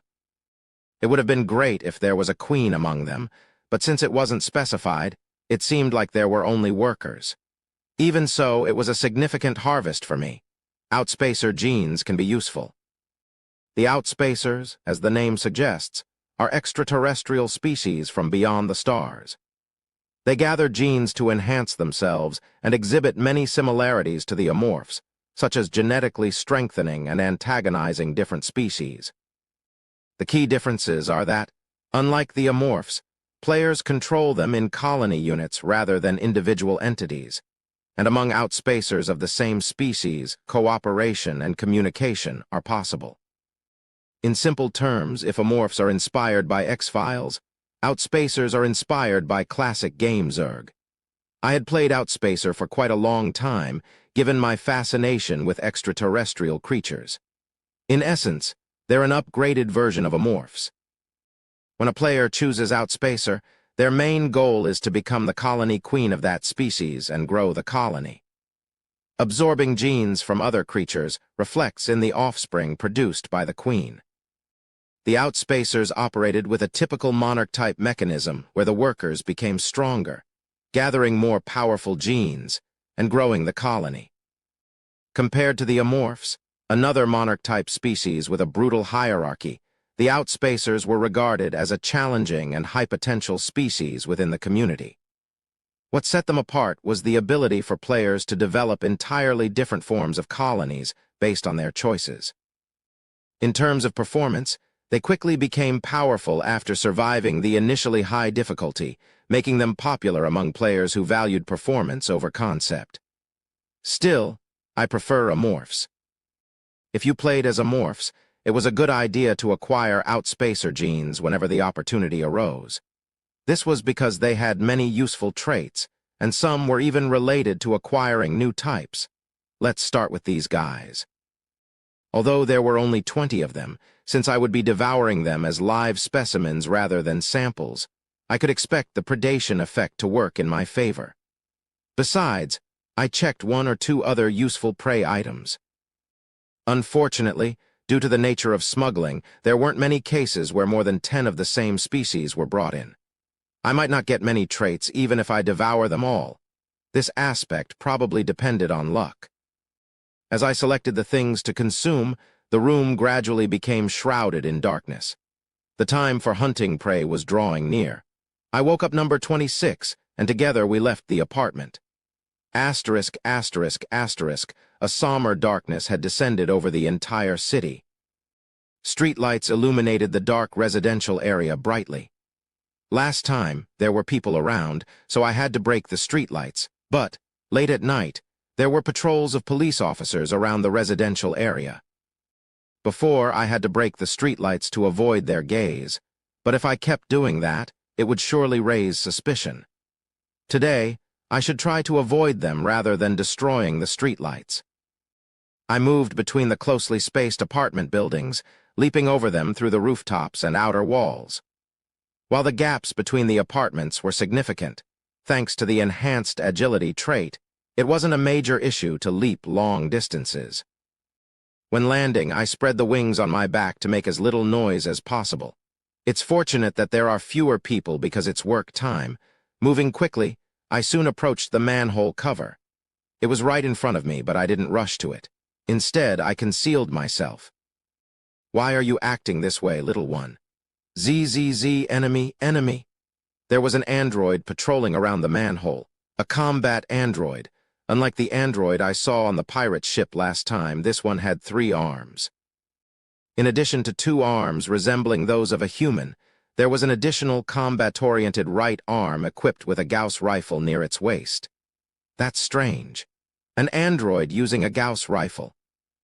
The Gauss rifle is a high-powered weapon that falls below plasma weapons in terms of firepower, making it highly efficient against heavily armored foes. To put it in perspective, it's like a less expensive but less destructive version of a plasma weapon. However, just like plasma weapons, Gauss rifles are costly equipment for regular soldiers or androids to use. The cost of a single rifle is higher than lower-tier powered armor, and, most importantly, the ammunition is exceptionally expensive. It uses tungsten ammunition, so it's bound to be expensive. Anyway, the level of armament I was aware of for androids was by no means as high as this. Even if this city is wealthy, it's not so affluent as to equip a single android with a Gauss rifle that consumes high-cost tungsten ammunition like water, unless it's an extraordinarily special situation. Could there be some kind of event or festival? T&C Special Trade Center was a place where various in-game events were held. Given that it was a city frequented by tourists, it wouldn't be unusual for an unknown festival to be taking place. If a festival was happening, it would naturally mean a higher level of alert and security, with a significant influx of visitors. The reason for the androids being heavily armed might be related to the festival. I guess I should consider myself lucky and unlucky at the same time. I made it in safely, but of all times it had to be when a festival was scheduled. While lost in thought, the heavily armed android loitering around the manhole disappeared somewhere. After waiting for a moment and confirming that no one else was approaching, I approached the manhole. I lifted the incredibly heavy piece of metal effortlessly with my human strength and sent number 26 in first. After a final look around, I entered the manhole as well. As I touched the manhole cover, a pitch-black darkness, like a black hole with not a speck of light, enveloped us. "Baby, where are we going?" "ZZZZZZZZZZZZ. We'll go the way we came, the little GUI, and I had no trouble seeing in the dark. It sensed air currents, vibrations, and other such things with its entire body, and I had an auxiliary system. I could see it. A small tunnel, about 5 meters high, stretched all the way to the other side of the ground. Inside the tunnel, there was discarded trash from past laborers, cigarette butts thrown by someone from above the manhole cover, and more scattered on the floor.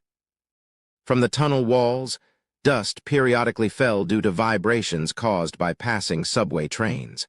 I walked toward our destination with number 26. Let's lay down spores on the way. Originally, I planned to lay down spores after establishing a nest, but things were different when there was a festival in the city. Setting up surveillance in advance would make it easier to deal with unexpected situations. When I activated the contamination organ on the lower right arm of my combat arm, a viscous brown mucus mixed with spores oozed out. The spores I had released slowly spread through the tunnel, as if reassuring me that they wouldn't worry about leaving my body. Since the contamination organ also had the enhancement effect, in about 2 days, the spores would grow as effectively as if I had built the nest myself. That should do for surveillance. By the time most of the spores were laid down on the path connecting the residential and harbor zones, I arrived at my destination. I carefully opened the manhole cover and checked outside. Nobody here either. This area was the border between zones, and it seemed people didn't frequent it. If you wanted to go to another zone, you would take the subway rather than walk. ZZZZZZ. Wait here. Why? I want to go with you. ZZZZZZZZZZZZZ. They'll get scared of you. I recalled that Roz had been scared of number 26, and he crouched down gloomily. It was a sad truth that people were afraid of number 26.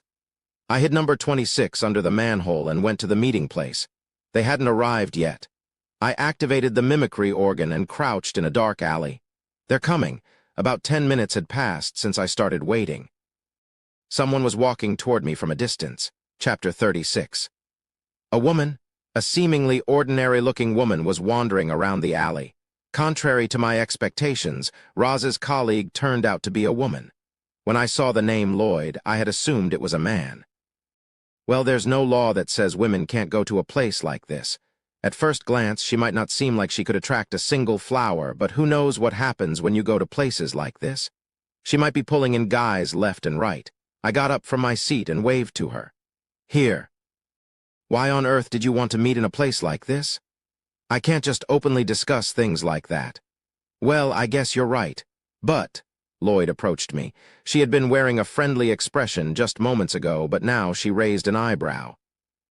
Aren't you retired, and yet you're still dressed like that? Huh, isn't that a work uniform you're wearing? She pointed at my body as she spoke. Since the pheromones from my auxiliary organ don't affect me, I have no idea how I appear to others. I'm not affected by the pheromones of the mimicry organ, so I don't know how I appear to others. In the game, when you use the mimicry organ, the target appears in their state just before death. When I devoured Roz, he was inebriated and wearing his work clothes, not having changed his attire. Listening to Lloyd's words, it seems like even in reality, the mimicry organ mimics the appearance of the target just before their death. The mimicry organ mimics clothing too. While the auxiliary organ acquires genetic information and creates hallucinogenic pheromones based on that, it doesn't rely solely on genetic data. It also incorporates information from other senses like the auxiliary organ, sight, and so on, to create much more precise hallucinations. It gathers visual information like clothing, shoes, buttons, wrinkles, and sends that information to the auxiliary organ, which then overlays it on the body it constructs based on genetic data. This means it can only apply the attire that the consumed target was wearing, and it's impossible to change their clothing in the hallucination.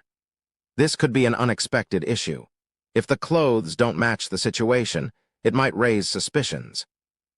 In the game, there's no concept of clothing that doesn't match the situation. Players rarely change into combat gear just because they entered a city. So, in the game, no one ever realized something was amiss because of suspicious attire. This is the real world, and that's what makes the difference. I'll have to be more careful from now on. If Lloyd hadn't pointed it out, I could have been in big trouble. I circled around her briefly. Well, I didn't have any proper clothes to wear. Tusk, you should have dressed properly. A guy who retired and, she paused as if she was going to say something else, but then bit her tongue and frowned. I've been smelling something strange since earlier. Enough with the unnecessary talk. Do you know about the broker? Are we going to talk about that here? Bars have too many ears, she said. Isn't it about spreading rumors? I replied. She nodded and took out a USB drive from her pocket. The information related to the broker and our transactions is in here. After a day, you won't be able to access the files, so make sure to take a look. That's quite strict. Well, it's a somewhat sensitive matter. I'll send you the broker's contact through the communication device. She took out her communication device, and the dim, narrow alley was momentarily brightened by the small device's light. She inputted the contact information and pressed send. My communication device in my hand vibrated. On Roz's communication device, there was an initial S and a phone number as a message. It seemed like they intentionally referred to each other by initials in case one of them got arrested. That's it for this. Now let's go have a drink or something, she said. Sure. As I was looking at the communication device screen, she playfully tapped my arm. "You, of all people, suggesting we go for a drink, huh?"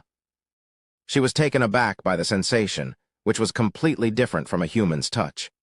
The auxiliary organ could fool the visual senses, but it couldn't deceive the sense of touch. When someone touches me, they can feel my actual body. She probably realized something was amiss when she touched me, that the person waiting for her in the alley was not Roz. What the?" Lloyd stammered, stepping back. I had received the information and contact for the broker, so she was now useless. I rapped her with my long tail as she attempted to flee. "Help! Ugh!" She was about to scream, but I blocked her mouth with one of my combat arms. She seemed perplexed, as if something invisible had grabbed her. She knew that the person she saw with her eyes wasn't Roz, but the pheromone effect still held. Her sense of touch recognized the restraint as multiple arms and tails, while her vision continued to perceive me as Roz. Perhaps she felt as if she were being held by two arms and the rest were invisible, causing her confusion. Lloyd sent a pleading look. Her previously ordinary face was now stained with tears and mucus. She might have looked pitiful, but my decision remained unchanged. I put more force into my tail, and her waist twisted. Her eyes lost their vitality, and her head drooped. A corpse to be dealt with here. I devoured Lloyd right there. The taste of Lloyd was utterly ordinary. It was neither good nor bad, just a mediocre flavor. To be honest, it was slightly better than the sandwich from the neighbor's house where Roz used to live. Now I can transform into Lloyd. Next I should contact the broker. I needed to go home, check the USB, and decide whether to meet with the broker or not. After licking up every last drop of blood on the ground, I returned to the secret passage. Food smell. ZZZZZZZZZZ8, and came back. What about mine? I should leave some for number 26 next time. Sanders, who worked in the materials storage team at the harbor zone, had a side job. His job was to provide unusual creatures to cater to the refined tastes of the high-ranking individuals in Megacorp. In simple terms, it was smuggling, a crime, but Sanders didn't consider it wrongdoing. Having an ability and not using it would be a sin, he thought, firmly rooted in the mindset typical of someone from Megacorp. Under this line of thinking, he chose a job where he could put his position to good use. Since he had frequent interactions with the smuggling animal surveillance team due to his work, Sanders proposed a mutually beneficial arrangement to their team leader, who readily accepted it. The arrangement involved Sanders receiving information about confiscated creatures from the smuggling animal surveillance team. He would then manipulate the records at the storage facility to transport these creatures to other planets. This corrupt collaboration between the two public agencies continued for over a year. Eventually, Sanders became a broker with enough influence to have connections with the police, if not for the board. By now, he could have earned enough credits to immigrate to another planet if it weren't for that damn board. "Damn it! All because of that damn board, I haven't had a chance," he grumbled. Since yesterday, there were 30 days left until the board meeting. Thanks to that, the security level throughout the city had increased significantly, making it extremely difficult to transport creatures discreetly. Those bastards. After all the money I've spent, they still won't let me through, Sanders fumed. Although it was an order directly from the harbor zone authorities, the government officials had no choice but to comply. But Sanders had no knowledge of this fact. "Hey, Sanders, not heading home yet?" a colleague asked. "I'll leave later." "All right, take care." After confirming that the other employees were leaving, Sanders took out his personal laptop from his bag. When he entered the laptop's password, a list of creatures intended for smuggling appeared on the screen. It's all about the money, he thought as he saw every item on the list marked as scheduled. Originally, his plan was to finish loading these creatures onto a ship that would depart for another planet this morning. However, with the increased surveillance, he had no opportunity to intervene. With increased surveillance in the harbor zone, even goods leaving the zone fell under the watchful eye of the security network, affecting brokers like Sanders. As a result, Creatures that should have been transported earlier were still soundly asleep inside the harbor zone's containers. Despite only one day passing, the losses were staggering, which left Sanders cursing under his breath. At that moment, Sanders' communication device rang. The screen displayed the letter L. Damn, I did mention that the atmosphere hasn't been good lately. The message from L was brief, a request for an outspacer trade. Someone actually wants to buy this? Sanders raised an eyebrow in surprise. Outspacers were extremely dangerous creatures, and those willing to trade them were exceedingly rare. Of course, smuggling them was not unheard of. After all, the outspacer that had been stored in the harbor zone's cryogenic facilities had originally been seized by the smuggling animal surveillance team. However, since the seizure, no one had ever approached Sanders with a request to trade an outspacer. As Sanders pondered this unusual request, another message arrived. A cult in the administrative zone is interested in purchasing. Normally, Sanders facilitated trades himself, but this time it seemed that the client had been found on the other end. Probably arranged by the smuggling animal surveillance team leader, Sanders thought. He had considered the team leader competent, but it appeared they had connections even in the administrative zone. Sanders couldn't help but be impressed. If it was a cult, Sanders could understand their desire for an outspacer. Cults had a penchant for collecting rare creatures and peculiar artifacts. Being in the administrative zone is fortunate. No need to transport it off-world. If it had been a request to send the creature to another planet, he might have refused, but moving it within Earth's boundaries posed no significant problems. Sanders quickly replied to L, providing the meeting location, time, and the required credit amount. The location, as usual, was next to the crane in the harbor zone's container yard, and the time remained the same, set for 10 p.m.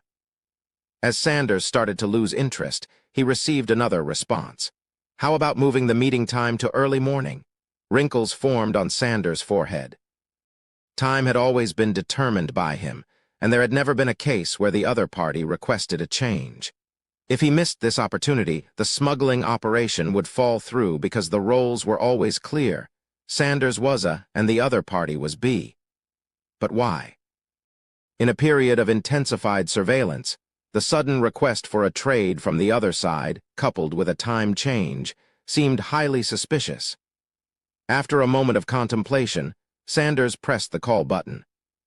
The phone emitted a tone, followed by a thud and the sound of the other person's voice. Hello. Hey, what's going on? You've never requested a time change before. Oh, that I have to work overtime. Sanders was about to ask why the sudden need for overtime when he suddenly paused. It reminded him of something a colleague had mentioned not too long ago. Someone had caused quite a commotion trying to smuggle a mountain crawler. Is it because of the mountain crawler, by any chance? Yes, everyone's going crazy because of that. Ugh, they're really making an effort, so should we reschedule for a different day? They insisted on getting it as soon as possible. Okay then, they said 1 a.m., right? Let's meet then. Having understood the situation completely, Sanders ended the call. If he wanted to secretly smuggle the mountain crawler, he needed to manipulate both the storage documents and the transfer documents, so he turned on his work PC. However, while working on the manipulations, he suddenly had an odd thought. Even if they're cultists, why would they want to trade in the middle of the night? Once doubt crept in, it tended to linger. While their request didn't seem unusual, Sanders couldn't shake the feeling of unease. I need insurance. In the midst of his internal conflict, he grabbed his communication device again and dialed a number. Hey, listen, I think I'll need you to come with me. Yeah, do you know the place? Meet me by 1 a.m. The person he contacted was the leader of the security team he had personally hired. Since Sanders' work often involved illegal activities, he frequently found himself meeting dangerous individuals. In such cases, he would gather his security team and go to meet the person. I don't know what kind of trouble this is, but they better know what they're getting into. Sanders' group of security members consisted of former military and police personnel, all of whom were exceptionally skilled in combat. Furthermore, thanks to generous investments, Every member was equipped with advanced armor and laser weapons. While some clients had posed threats in the past, showing them the human weapons he had hired usually made them reconsider. Especially for someone dealing with the daily mess of smuggling animal excrement, encountering armed guards was a relief. Everything was under his control. Sanders returned to his work with a sense of assurance. Chapter 37. Broker S, quite a cautious person. His immediate call upon any suspicion indicates a prudent individual. If he had any doubts during our conversation, he would have canceled the deal right away. Fortunately, he didn't find anything amiss. Indeed, being cautious is essential. Using the USB Lloyd provided, I could roughly guess who he was. A confiscation item manager from the material storage team or a security officer from the port security team. There are only two people who could legally load seized animals onto a ship, these two. Material storage manages all materials that arrive at the port, making document manipulation straightforward. Port security officers can tamper with surveillance cameras.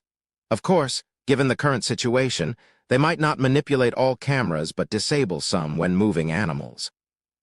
Perhaps it might even be both.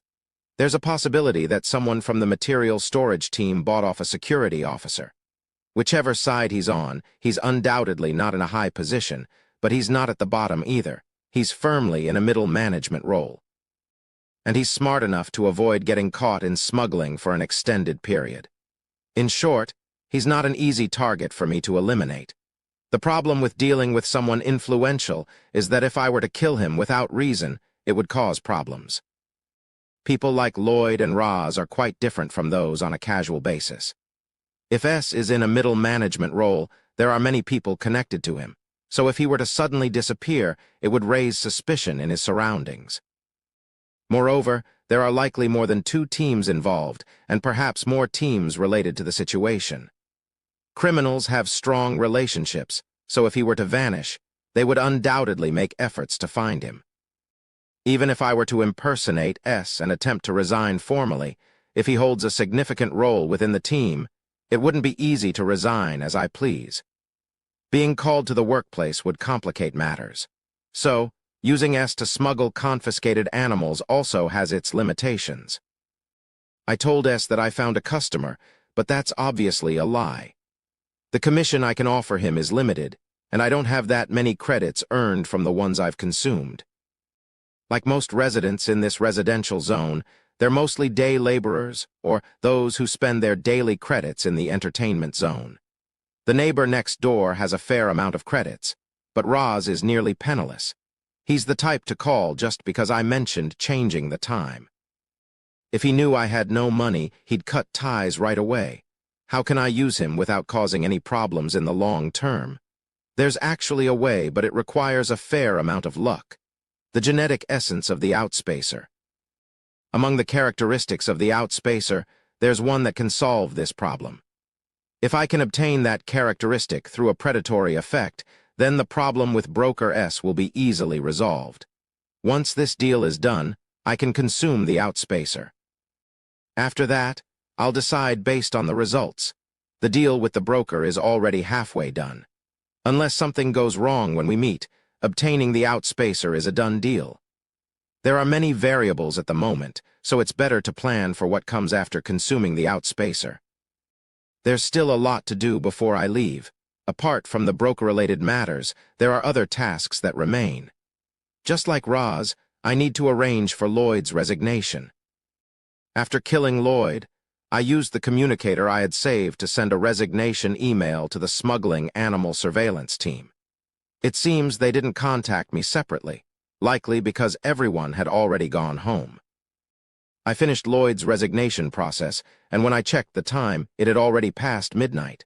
The meeting time is approaching. I left the house, leaving number 26 behind, who was still asleep. Asterisk, asterisk, asterisk, this isn't the entertainment zone, so there weren't many residents out and about. The streets were patrolled by tired-looking police officers and androids. I cautiously slipped into the underground secret passage to avoid their watchful eyes. The container handling yard, the path was lined with numerous cameras. Likely, some of these cameras had been intentionally disabled from the other side due to illegal deals, but I had to do my best to avoid them. I can detect electromagnetic waves with my auxiliary system. Emerging from the manhole, I focused my senses on the auxiliary system. Since evolving, the two larger tentacles beneath my jaw wriggled with even greater length and thickness, following my will. The scent of the dawn, carrying the tang of asphalt, the forest of containers emanating the smell of iron and aluminum. The faint vibrations of the subway felt from the ground, the pulse of the vast city that operated day and night. The harbor zone was still teeming with stimuli for all the senses.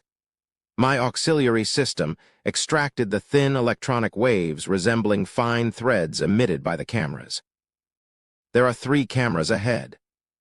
I moved cautiously, avoiding the locations where the cameras were, finding my way through the gaps between stacks of containers. As I had anticipated, some of the cameras were disabled. Seems like they have connections with the security personnel as well. With the cameras that were off, I didn't need to worry, so I passed by without any trouble. As I continued moving, I sensed the movements of living animals in the distance. There were a total of 10 individuals. All but one were armed. Their heightened alertness suggested they brought backup. I thought it would be easier to deal with. I activated my mimicry organ and revealed myself to them. 10 people, standing beneath the red light of the container crane's lamps, all turned to look at me. In the middle, a stout, closely shaved man, Broker S., greeted me. "Oh, you are here. Who are they?" "Oh, don't worry about them. They're here for insurance." Despite the reassurance not to worry, their demeanor wasn't what one would describe as friendly. They had laser barrels aimed at me. A non-violent demonstration. Most of them were humans wearing powered armor, cyborgs, but there was one individual who stood out. There's a wolf, too. Wolves are a shape-shifting humanoid species with animal heads as we commonly know them. They possess physical abilities far superior to humans, and their senses are exceptionally keen. The female wolf brought by S was already glaring at me. My mimicry organ works through pheromones. Even with wolf, I can deceive, but they are more sensitive than other species. I better get this over with as quickly as possible. I cut to the chase. Where's the merchandise? The trade items are in that refrigerated container over there. I'll give you the password once the deposit is confirmed. Okay. Since you've done this before, you know what to do, right? Enter your account here. He handed me a laptop, and there was a program running. It seemed that once you entered your personal credit account, the credits would be automatically transferred to him. I had no trouble with it, having previously checked the credit account on the man next door's personal computer. The balance was cutting it close, to be honest. The deposit went smoothly. S closed the laptop with a satisfied expression. Well, one headache is gone with this. A headache. The outspacer, that's what I call it. I don't know what kind of weirdo buys such a dangerous creature. Cults are a breed I can never understand. That's true. I played along with S as he talked about an imaginary being that didn't exist. In reality, I didn't know how it was, but in the game, cults and outspacers were in an antagonistic relationship. It was true in the storyline and by game design. The ultimate goal of the outspacer was to return to their destroyed homeworld, the Vortex One.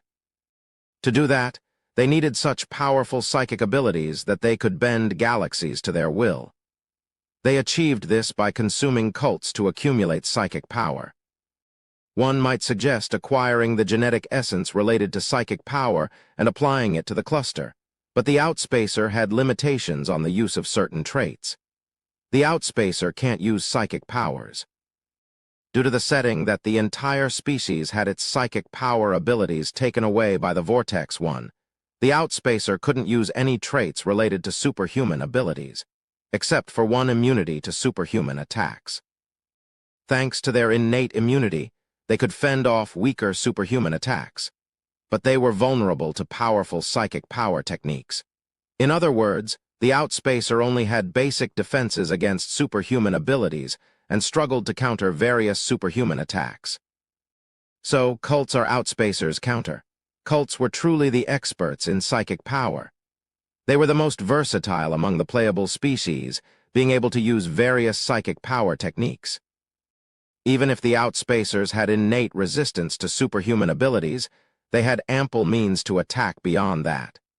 Physically frail but capable of various forms of superhuman attacks, cults could generate countless legions. However, the outspacers were susceptible to superhuman abilities. The community debates never ceased about who had the upper hand. Judging by their conversation, it seems like they aren't necessarily hostile to each other in reality. To know the details, I might have to meet cults in person. Anyway, my business with the broker is finished, so I should withdraw from here. The deal is done, so I'm going. Hey, yes, the one who broke through the cults, he's the team leader, right? Yes, oh yes. He's not ordinary either. Maybe could you teach me as well? What do you mean?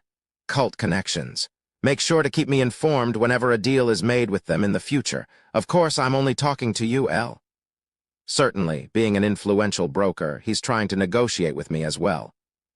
The more we talk, the less comfortable it is for someone as difficult to deceive as me.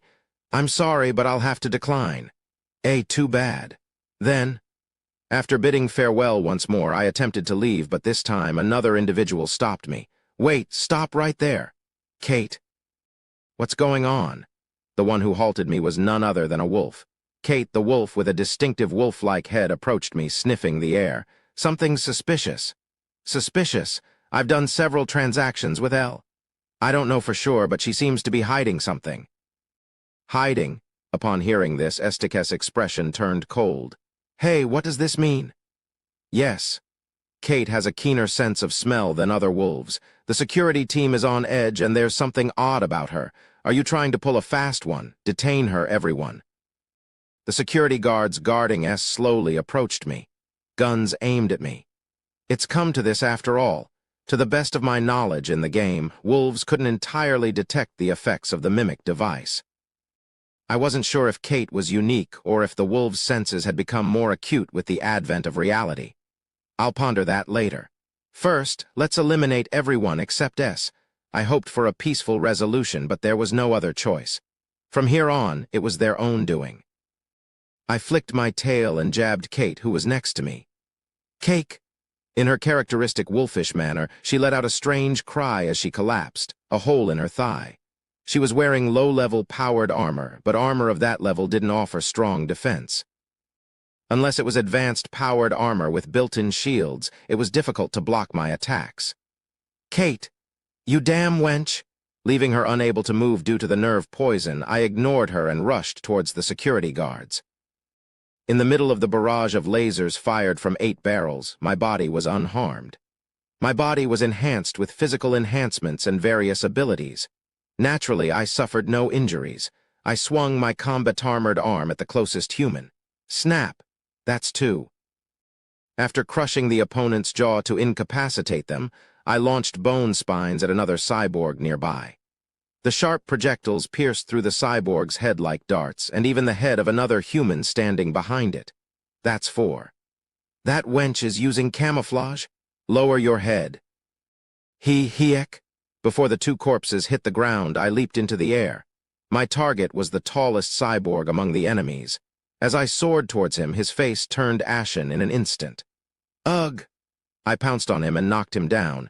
Using my 4 combat arms, I relentlessly clawed at him. His thin, powered armor was shredded to pieces by my razor-sharp claws. Help! Darn it! In their eyes, it would seem like I was tearing them apart with just my 2 arms, thanks to something invisible to them. Broker S, who witnessed the spectacle of mechanical components and internals shattering into the air inside the cyborg's body, let out a desperate cry. Damn it, we can't handle this. I'll hold them off. Get the VIP to safety. The human with scars on his face gave orders to the other security guards. Excluding him, 3 security guards grabbed S and began their escape. He backed away and started firing his laser rifle at me. The red beams of light rained upon my body, but what he had hoped for did not happen. Currently, my body is akin to a living tank. Unless armed with plasma weapons, or at least Gauss weaponry, causing me harm is impossible. Realizing that his laser attacks were futile, he soon ceased firing. Damn it! He dropped his rifle and retrieved a small rod from his pocket. It was the same model as the sonic blade used by the pirates who infiltrated the research vessel last time. The pirates last time, and now this guy, could they be part of the same organization?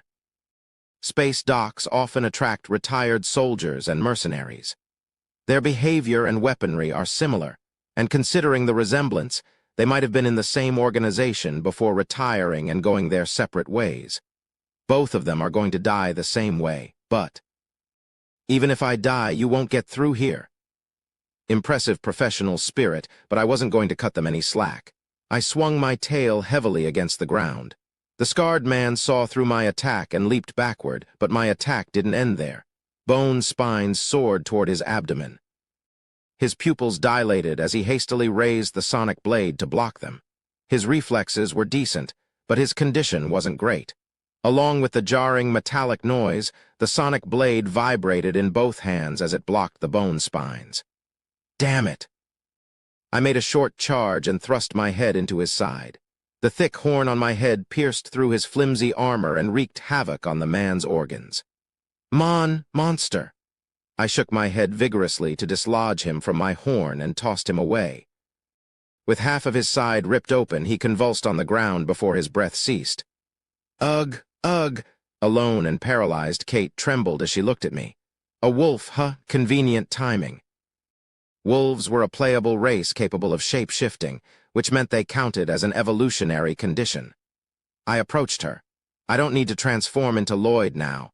The resignation had concluded, and the plan to meet the broker in the future had fallen apart.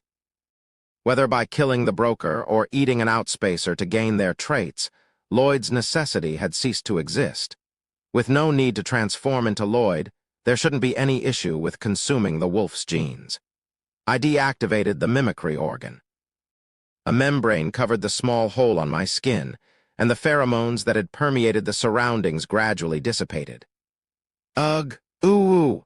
Kate's eyes widened significantly upon seeing me return to my monstrous form. She struggled to escape in any way she could, but her resistance was futile. The neurotoxin had ensnared her body like a net. I firmly grasped her body with my forearms and opened my mouth wide. Ooh-ugh! Well then, bon appetit.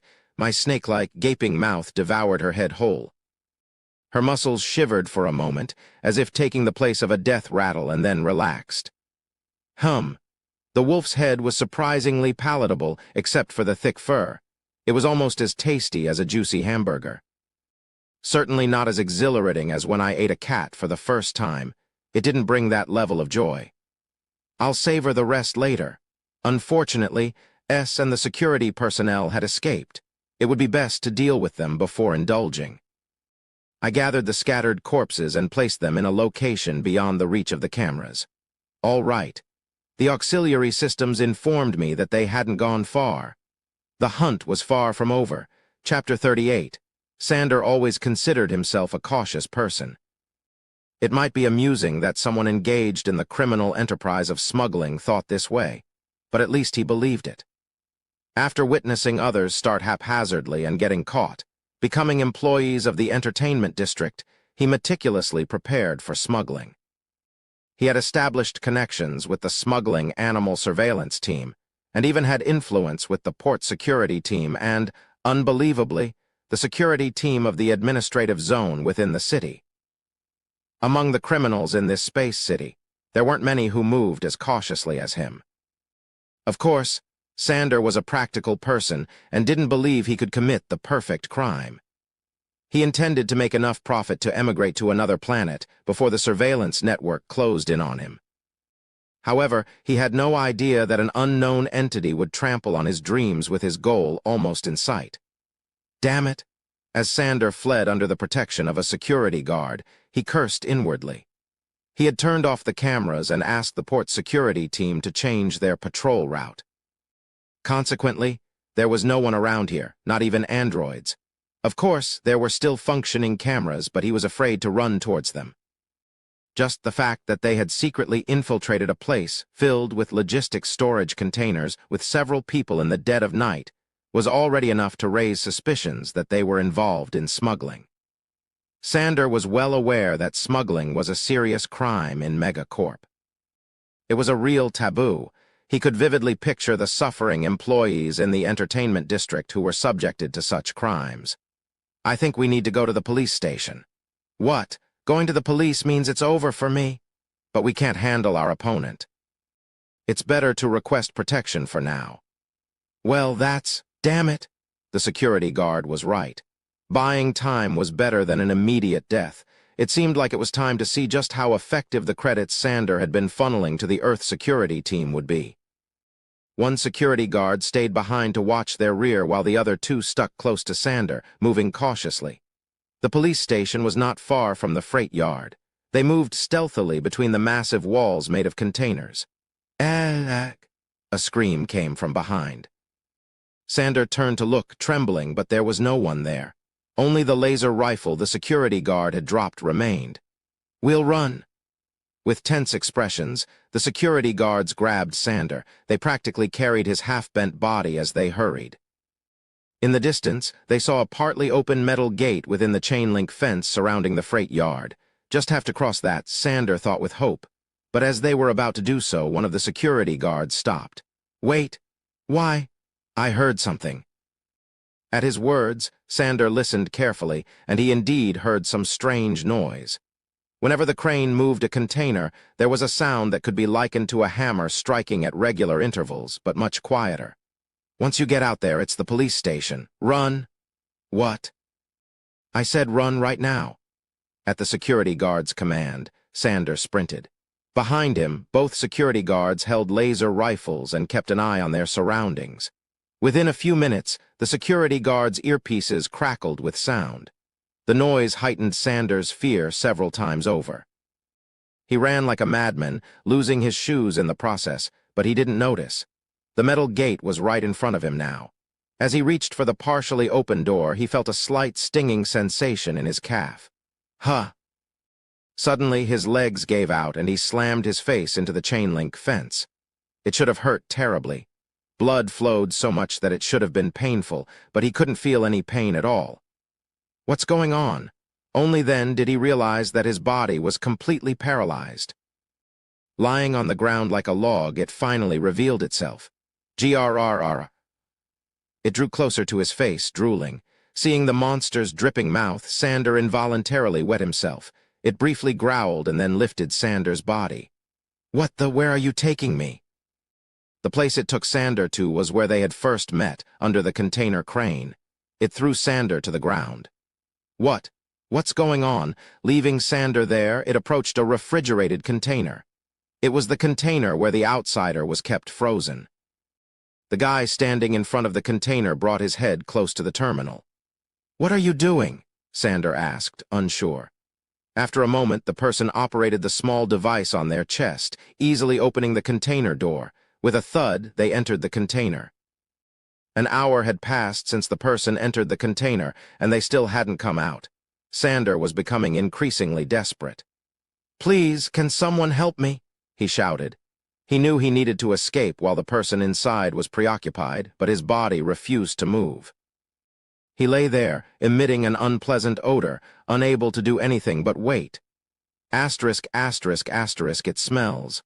I brushed the shoulder stained with Broker Estique's discharged bodily fluids. I intended to intimidate, but I didn't expect him to be so frightened. I even deliberately stabbed gently to avoid shocking him too much. I shouldn't kill him just yet. Broker S is an important figure. Even if I were to devour him, it must be at the right time. Before dealing with the broker, I should handle this first. I was now inside the frozen container where the outspacer is stored. The container was packed with 20 cryogenic tubes. Broker S was outside, and there were corpses scattered around. I needed to quickly consume the outspacer and clean this place up. I operated the terminal on the front cryogenic tube. As the cool air rushed out, the glass door opened. Inside was a creature that looked like a cross between a crab and a camel spider. About 80 cm in size, with a body resembling a camel spider, and all 8 legs were as long as the body, with 2 of the legs ending in large pincers. Its face had a long and pointed upper jaw, making it look like it was holding a sickle in its mouth. I thought it was a mutant, but it's not. The creature in the cryogenic tube was a type of insect. It wasn't listed, so I naturally thought it was a mutant. It's okay. It's just the same if it's not a queen, there shouldn't be any issues. I can acquire the desired traits from any type of outspacer. I tore the creature's head off and devoured it. It would be great if it wasn't so cold. The creature tasted like crab meat. To be precise, it felt like eating crab meat straight from the refrigerator without thawing it. Oh, should I call it crab stick flavor? Anyway, it had a taste that grew on me. Since the insects were less than 1 meter in size, it didn't take too long to finish eating them. The first one is a miss. With 19 left, I diligently consumed the remaining outspacers. When only 3 remained, I couldn't help but feel anxious. It's not showing up often enough. I knew that the probability of the predation effect wasn't high to begin with, but if it hadn't shown up by now, I might have to give up and consider other options. Should I just spare Broker S? He came here for smuggling. Smuggling was a serious crime in Megacorp, so even if I killed all of his bodyguards, he couldn't go anywhere to complain. Moreover, it would raise suspicion if he did, but leaving a loose end would be a burden. On the research vessel, everything operated under the logic of convenience because it was essentially a ship. Predicting human relationships was relatively easy, but the city was different. I didn't know if the author had close relationships with anyone or possessed means to threaten me. I need to be prepared. In a way, I'm not sure how I've managed to survive smoothly up to this point. If it were a game, I should have died countless times in the situations I've faced. Obtaining the genetic essence from 20 creatures isn't an easy task either. Even though I ate more than 100 of the same creatures in the game, there were times when I couldn't obtain any genetic essence. Particularly when facing creatures like Galagan or Vortex 1, and the predatory effect didn't trigger. It was so challenging that I felt like giving up on the game. I've experienced situations like this in the game before. I assumed that nothing would come from the outspacer, so I picked up one of the remaining 3. I had consumed the animal, but once again, the predation effect didn't trigger. Now, there were only 2 left. I was on the verge of giving up. Should I just give the last one to number 26? If I ate 18 out of 20 and nothing happened, I had to consider it impossible. I bit into one of the 2 remaining creatures' legs with a sense of resignation. The crunchy texture and the juicy flesh inside pleased my palate, but my heart felt heavy. When I had finished eating all the insects, a miracle happened. Predation effect activated. Successfully obtained parasite genetic essence from outspacer insect. Extracted the parasite from the biological traits of outspacer insect. Would you like to apply the parasite? It's done. At last, when I got what I wanted, I couldn't help but cheer out loud. Parasite. Outspacers naturally carry various biological parasites in their bodies as a racial characteristic. Parasites are one of these pathogens and can infiltrate the host's body to control their movements. Of course, the outspacer's parasite only limits the target's actions to some extent. In terms of lore, it was impressive, but in the game, the outspacer's parasite was implemented as a debuff mechanic. Those affected by the parasite experienced limitations on their abilities or equipment usage. Actually, even just this feature is powerful enough, but getting the parasite changes the game. When combined with the contamination organ, you can create an enhanced parasite. As per the settings, it's possible to produce a parasite that can control other creatures. The contamination organ disappears, and the physical traits change completely, but I currently have a total of 11 physical-related traits.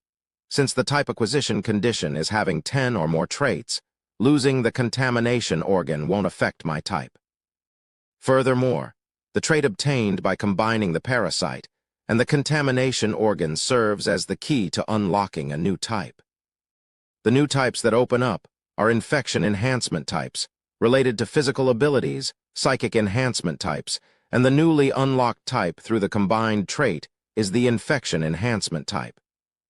The infection enhancement type affects debuff-related traits like crowd control devices. Its intuitive effects may be lower compared to other types, but it's very useful for someone like me who prefers a stealth-focused strategy. Moreover, to evolve into a quasi-saint, I need to gather 4 types, so gathering one more is crucial. Therefore, my choice is clear. I immediately felt my body undergoing a mutation. The lower right arm, which used to house the contamination organ, grew thicker and bulged as if something like eggs was inside. Inside the arm, newly formed parasites wriggled and waited for their owner's command. Parasite trait has been applied. Can be fused with the contamination organ previously possessed. Fusion of parasite and contamination organ traits. Evolves into parasitic colony trait. Parasitic colony allows the creation of enhanced parasites at the expense of losing the effect of the contamination organ. Up to 5 enhanced parasites can be operated. *PS. I don't understand your love of this disgusting trait. There are currently 2 types that can be characterized. Psychic Enhancement Type 5/6, Infection Enhancement Type 1/4. All right, now that I've obtained the desired trait, it's time to test its effects. After devouring the last remaining outsider, I exited the container. S, who had been diligently poking at the ground, looked up at me with a terrified expression. His face, now pale and almost yellow, clearly showed the fear of someone who had just experienced horror. However, he hasn't truly experienced fear yet. The real terror begins now. As I activated the parasitic colony, my lower right arm started to squirm and bulge as if it were trying to expel something. From the hole in the palm of my hand, black, centipede-like creatures emerged. What are you trying to do? Please stop. S, who mixed screams with sobs, began to cry as I approached. His formerly chubby face had become disfigured, possibly due to the mental shock he had experienced over the past few hours. My hand got close to his swollen, half-faced visage. *****. Then I'll go. Broker S, or rather, Sander, lowered his head and left. The parasite transplant was successful. Now Sander is mine. Still, it's limited to 24 hours. Once 24 hours pass, the parasite will automatically die, and so will Sander. This is because the parasite has taken control of his brain. Before the parasite dies, I have to replace it to keep Sander alive. Sander knows this fact. Without me, he will also die. He's a smart person, so he won't easily resist me. He might try to go to a hospital for an extraction, but his thoughts are known to the parasite. If he ever entertains malicious intentions, the parasite will secrete a substance into his brain, causing excruciating pain. It's going to be incredibly painful. Sander has already experienced how excruciating that pain can be. He's unlikely to resist me too much. Moreover, I showed Sander how I dispose of corpses right in front of him. Being a smart person, he probably knows my intentions. Well, let's head back now. I took the lead with the bodyguards and returned home. Upon arriving home, number 26, who had woken up from its sleep, was waiting for me. Where did you go? Z.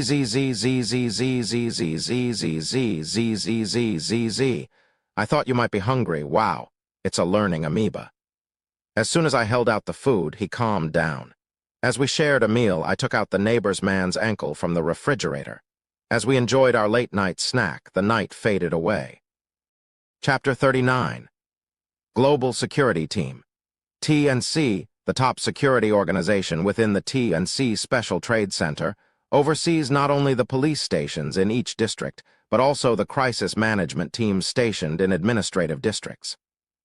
While it's not typically a bustling place, it felt very busy, perhaps because the assembly is just around the corner. What happened to the Star Union terrorists? When will the interrogation reports be released? Who handled Eden's fleet deployment request? Is this how you submit reports? All entertainment district security teams assemble in conference room 5. Documents scattered everywhere, and security personnel in uniforms hurriedly moved around. In the midst of the chaotic atmosphere, the only quiet place was conference room 4. The detective team under the Port District Security Team had been planning to apprehend the criminals they had been tracking for a while, leading up to the assembly. This was because Chief Administrator Layla Chamberlain had made it clear to the Global Security Team that all potential threats must be eliminated. What happened to Broker S? After the assembly announcement, smuggling was halted, but suddenly this month, The numbers have surged. We've confirmed 6 smuggling operations in the past week. In fact, it can be considered almost daily smuggling. At this point, sudden increased activity. That's strange. Detective Team Leader William raised an eyebrow at his team's briefing. Broker S had been their target for the past 6 months. The evidence had already been secured, but they had failed to apprehend him due to the interference from individuals who owed him a considerable amount of credits. After the failure, they had been monitoring him closely, and now, with the assembly approaching, they had a chance to arrest him officially. Even corrupt officials, as noble capital and rulers of the space city, couldn't defy the direct orders from above. Has there been any change in the smuggling methods? That part is also peculiar. He mainly handled interplanetary smuggling, but the recent 6 incidents all targeted individuals within the city. Could it be due to stricter surveillance at this time? No, city transactions aren't very profitable. Broker S is a cautious individual. Would someone who maximizes profits from minimal transactions do something like this? They had a chance to make an arrest, but the fact that their target was coming out so sloppily made William uneasy. Will we be able to identify the trading partner? Who is it? It's someone we haven't dealt with before, a newcomer named New Face. New Face? We discovered him 3 days ago. He's a man who walks around in his pajamas, quite a ghostly character. Surprisingly, he never gets caught on camera. We're not sure if he's from the Space Dogs, but he seems like someone with professional training. We've tried to tail him several times, but he slipped away every time. Dealing with Broker S alone was already a headache, but with the appearance of this formidable new criminal, William sighed. Considering the deals Broker S had been involved in, it wasn't entirely unusual for the Space Dogs to take an interest in him. With Estek's skills, he could practically turn money into a miracle. However, William wasn't so sure. Why now of all times? This doesn't seem like S. There was undoubtedly a reason behind the usually cautious Broker S acting so recklessly. After organizing his thoughts, William gave instructions to his team.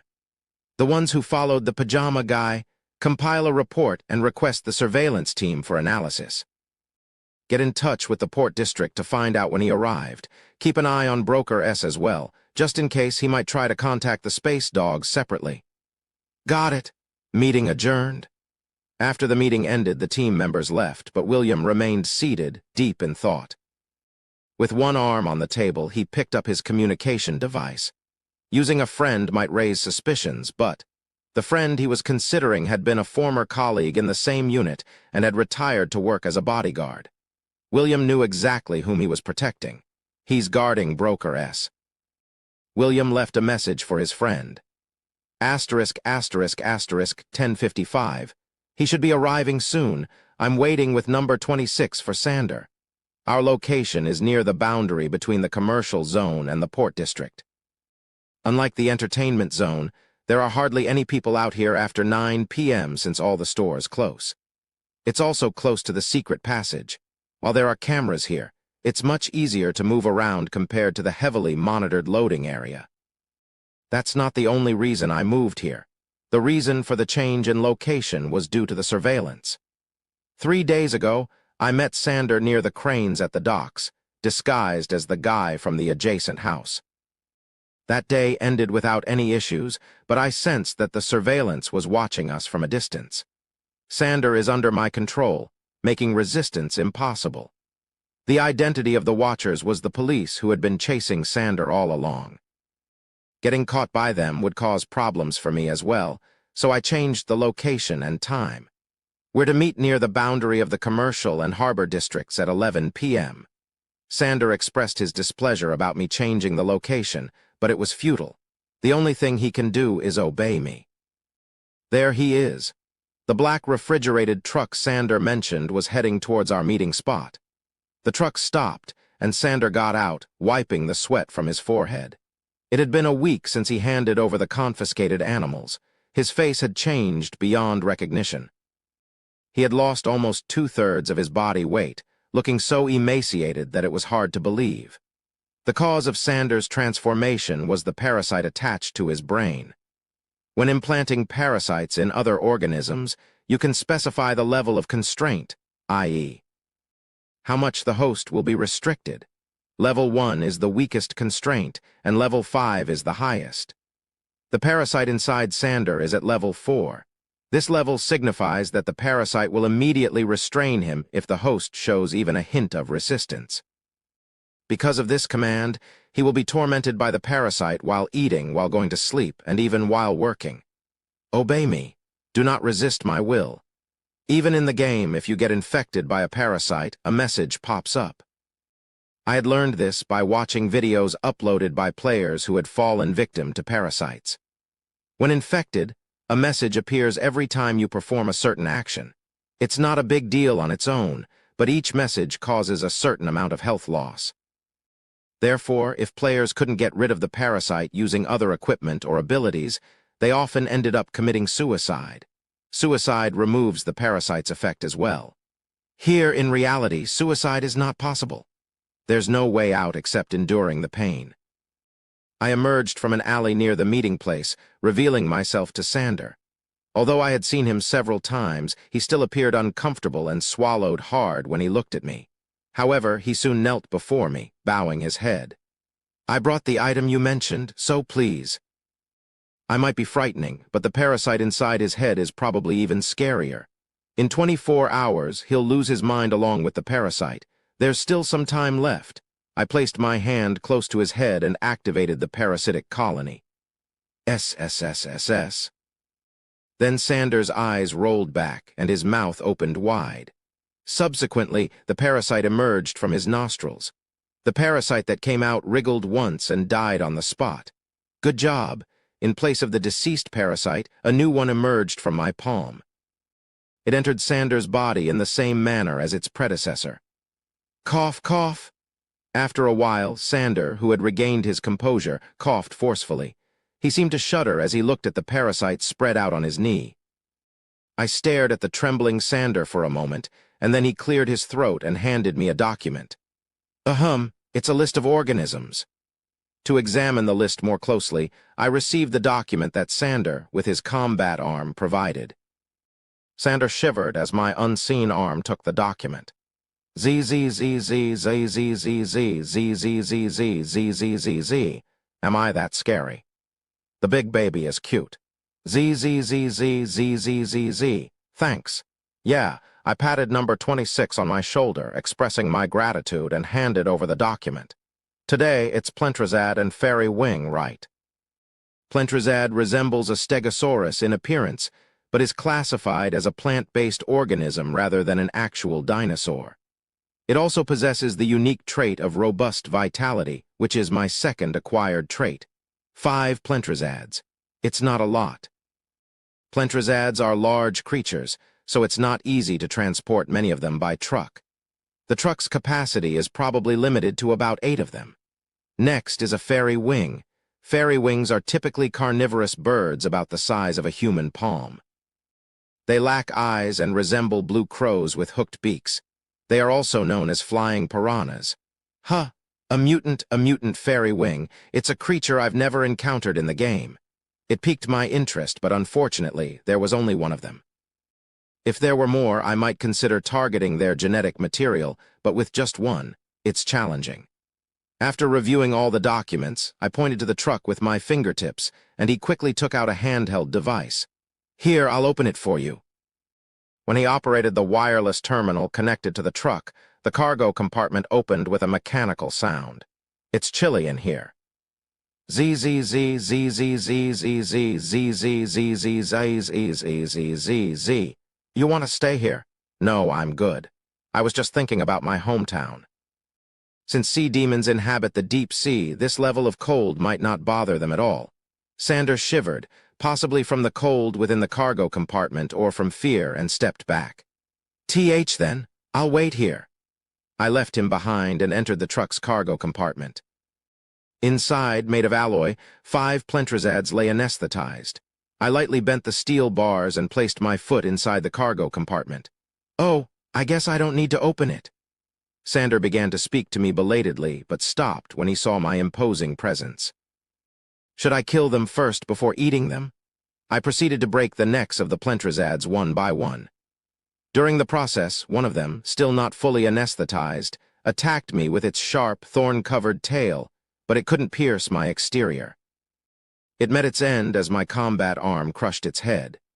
Having cut off their lifelines, I tasted the flesh of these large, plant-like creatures. It tastes like getting healthier. Although in the settings, Imorph is an omnivore, it seems to lean more towards carnivorous eating habits. The Plentrazad's meat had a somewhat grassy taste, which wasn't to my liking. Is it tasty? ZZ, no. Big baby needs to grow bigger, so eat it all. Number 26 is right. I have to evolve further, so I should eat everything like this. I forced myself to eat everything, but it didn't trigger the predation effect in these creatures. Well, it's a pity, but I'll have to wait for the next one. When I looked at the list left by the cyborg Roz last time, there were a total of 30 Plentrazads. There are 25 left, so I hope to find something among them. I'll have a mutant fairy wing as a snack. Since it's a bird, I expect it might taste like chicken.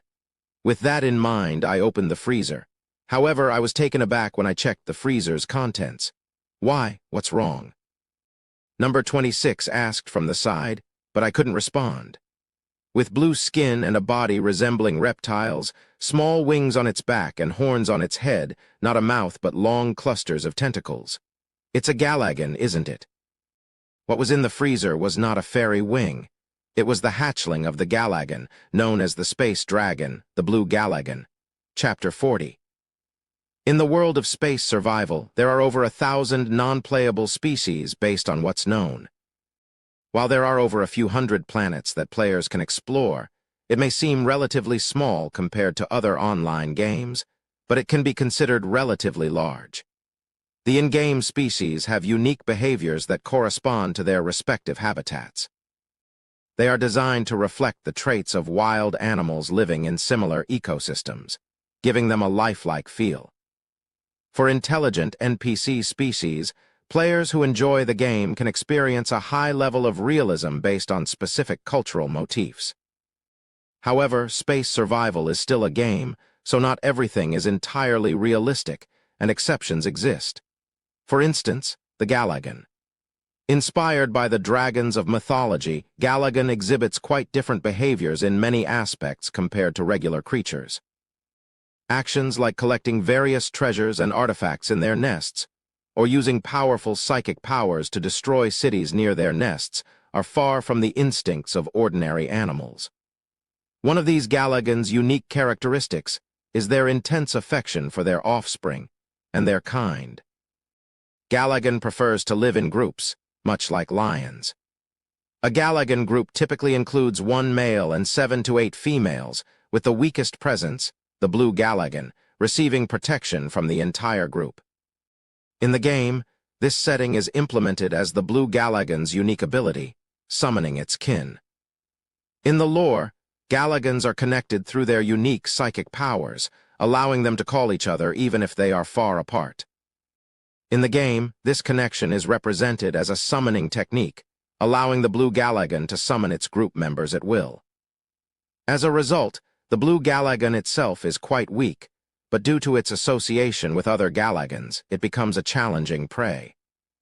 High-level players might find it easy to capture a blue Galagan that is hard to find, but the kin summoned by the blue Galagan are not considered real creatures, but rather summons, so players cannot obtain items or attributes from them. To be honest, it's because of that I tend to catch more of the green Galagans or white Galagans than the blue Galagans. In Amorph's terms, the summoning trait disappears from the green Galagan and above, corresponding to the metamorph category. Of course, that doesn't make them easy opponents by any means, but compared to fighting other Galagan groups, it's much better. Anyway, according to the in-game settings, I am currently in a very serious danger. The creature in front of me definitely looks like a blue Galagan. But it's quite small, isn't it? Even though blue Galagans are not small, they are more than 2 meters, but this one is barely over 50 cm, a size that could be mistaken for a fairy wing if you don't know the Galagan species. I wonder how it got caught. If I were ordered to capture a blue Galagan and bring it back alive, it would be an impossible task for me. There's something I don't know. A blue Galagan is not a creature you can easily smuggle, even for a common criminal. Unless it's a higher cartel of space thieves or a power beyond Mega Corp's prime capital that helps. Someone is trying to destroy the special trade hub. For a Galagan group, it's not difficult to destroy this place, the T&C Special Trade Hub. If it were a fortress-like space station with multiple fleets stationed, it could be defended, but this place doesn't have particularly strong military power. There is a defense fleet, but it's not capable of stopping the enraged Galagans. I called Sanders to understand what's going on. Yes, did you call, sir? Do you know what this creature is? Isn't it a fairy wing? When I asked in the neighbor's voice, Sanders seemed clueless about what's wrong. Galagans are rare creatures, so he might not know.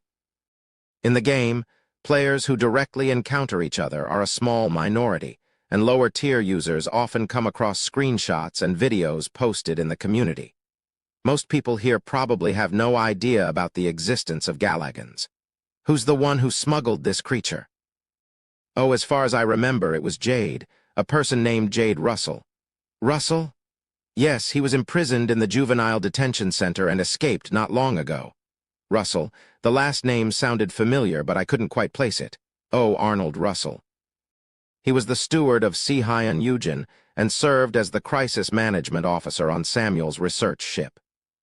Ainz Audioverse, who fought me, possessed the claw trait of white Galagan due to a gene transplant. Since she couldn't have raised Galagans herself, her faction must know the locations of Galagan habitats and nests. If that's the case, it wouldn't be too difficult for her subordinates to sneak Galagans in. That means a noble capital, the Eugen family, planned to attack the city of the T&C family, which belongs to the same social class. I've seen a similar scene somewhere before. I've encountered similar situations in the game many times. It's the event that Megacorp players look forward to the most. Civil War. By the game's design, Megacorp is governed by 7 dominant families. The 5 families under Noble Capital and the 2 families under Prime Capital compete to become the sole rulers, sometimes leading to violent conflicts. Is there a festival in this city? Yes. Are you talking about the council? The council. Yes, it's scheduled for the Prime Capital directors to gather to decide the next Megacorp CEO. There are 23 days left until the council is held, starting from today. As I listened to Sander, I started to understand. The highest leader of Megacorp is determined through an election. If the 5 families under Noble Capital nominate candidates, the directors of the 2 families under Prime Capital vote for the CEO. In the game, Megacorp players strive to gain power in their factions to secure the CEO position when their family is nominated. Or perhaps they might want to manipulate things to prevent the other candidate from becoming CEO. It's one thing to do that in the game, but in reality, it's a different story. Ainz Audioverse probably ordered her subordinates to smuggle the Galagans ahead of the council announcement. Afterward, they planned to kill the Galagans in line with the council's schedule. As T&C is currently a competitor to the Eugen family, her actions aren't entirely incomprehensible. Anyway, she's already dead. There were 23 days left until the council. Jade, who is supposedly missing, is likely hiding somewhere in the city, planning to kill the Blue Galagan on the day of the council. His owner is already dead, but the execution of the plan is still uncertain. What should I do? Releasing the Galagan now isn't ideal, but eating it isn't a good solution either. Galagan's traits are highly desirable, but the timing is crucial. If it weren't for the council, I would have eaten it and fled to another planet immediately. While contemplating, the frozen blue Galagan's tail suddenly twitched. Hey baby, it's moving. Z. I saw it too. I hurriedly tried to close the freezer, but the Galagan opened its eyes. Ah, the violet, shining eyes scanned the surroundings before coming to a halt on my face. Then the little creature started trembling. Oh no. I quickly picked up number 26 and held it in my hands. Fear. Despite its young age, the Galagan's powerful psychic wave passed through my body. Thanks to my psychic resistance, I wasn't harmed by the psychic wave.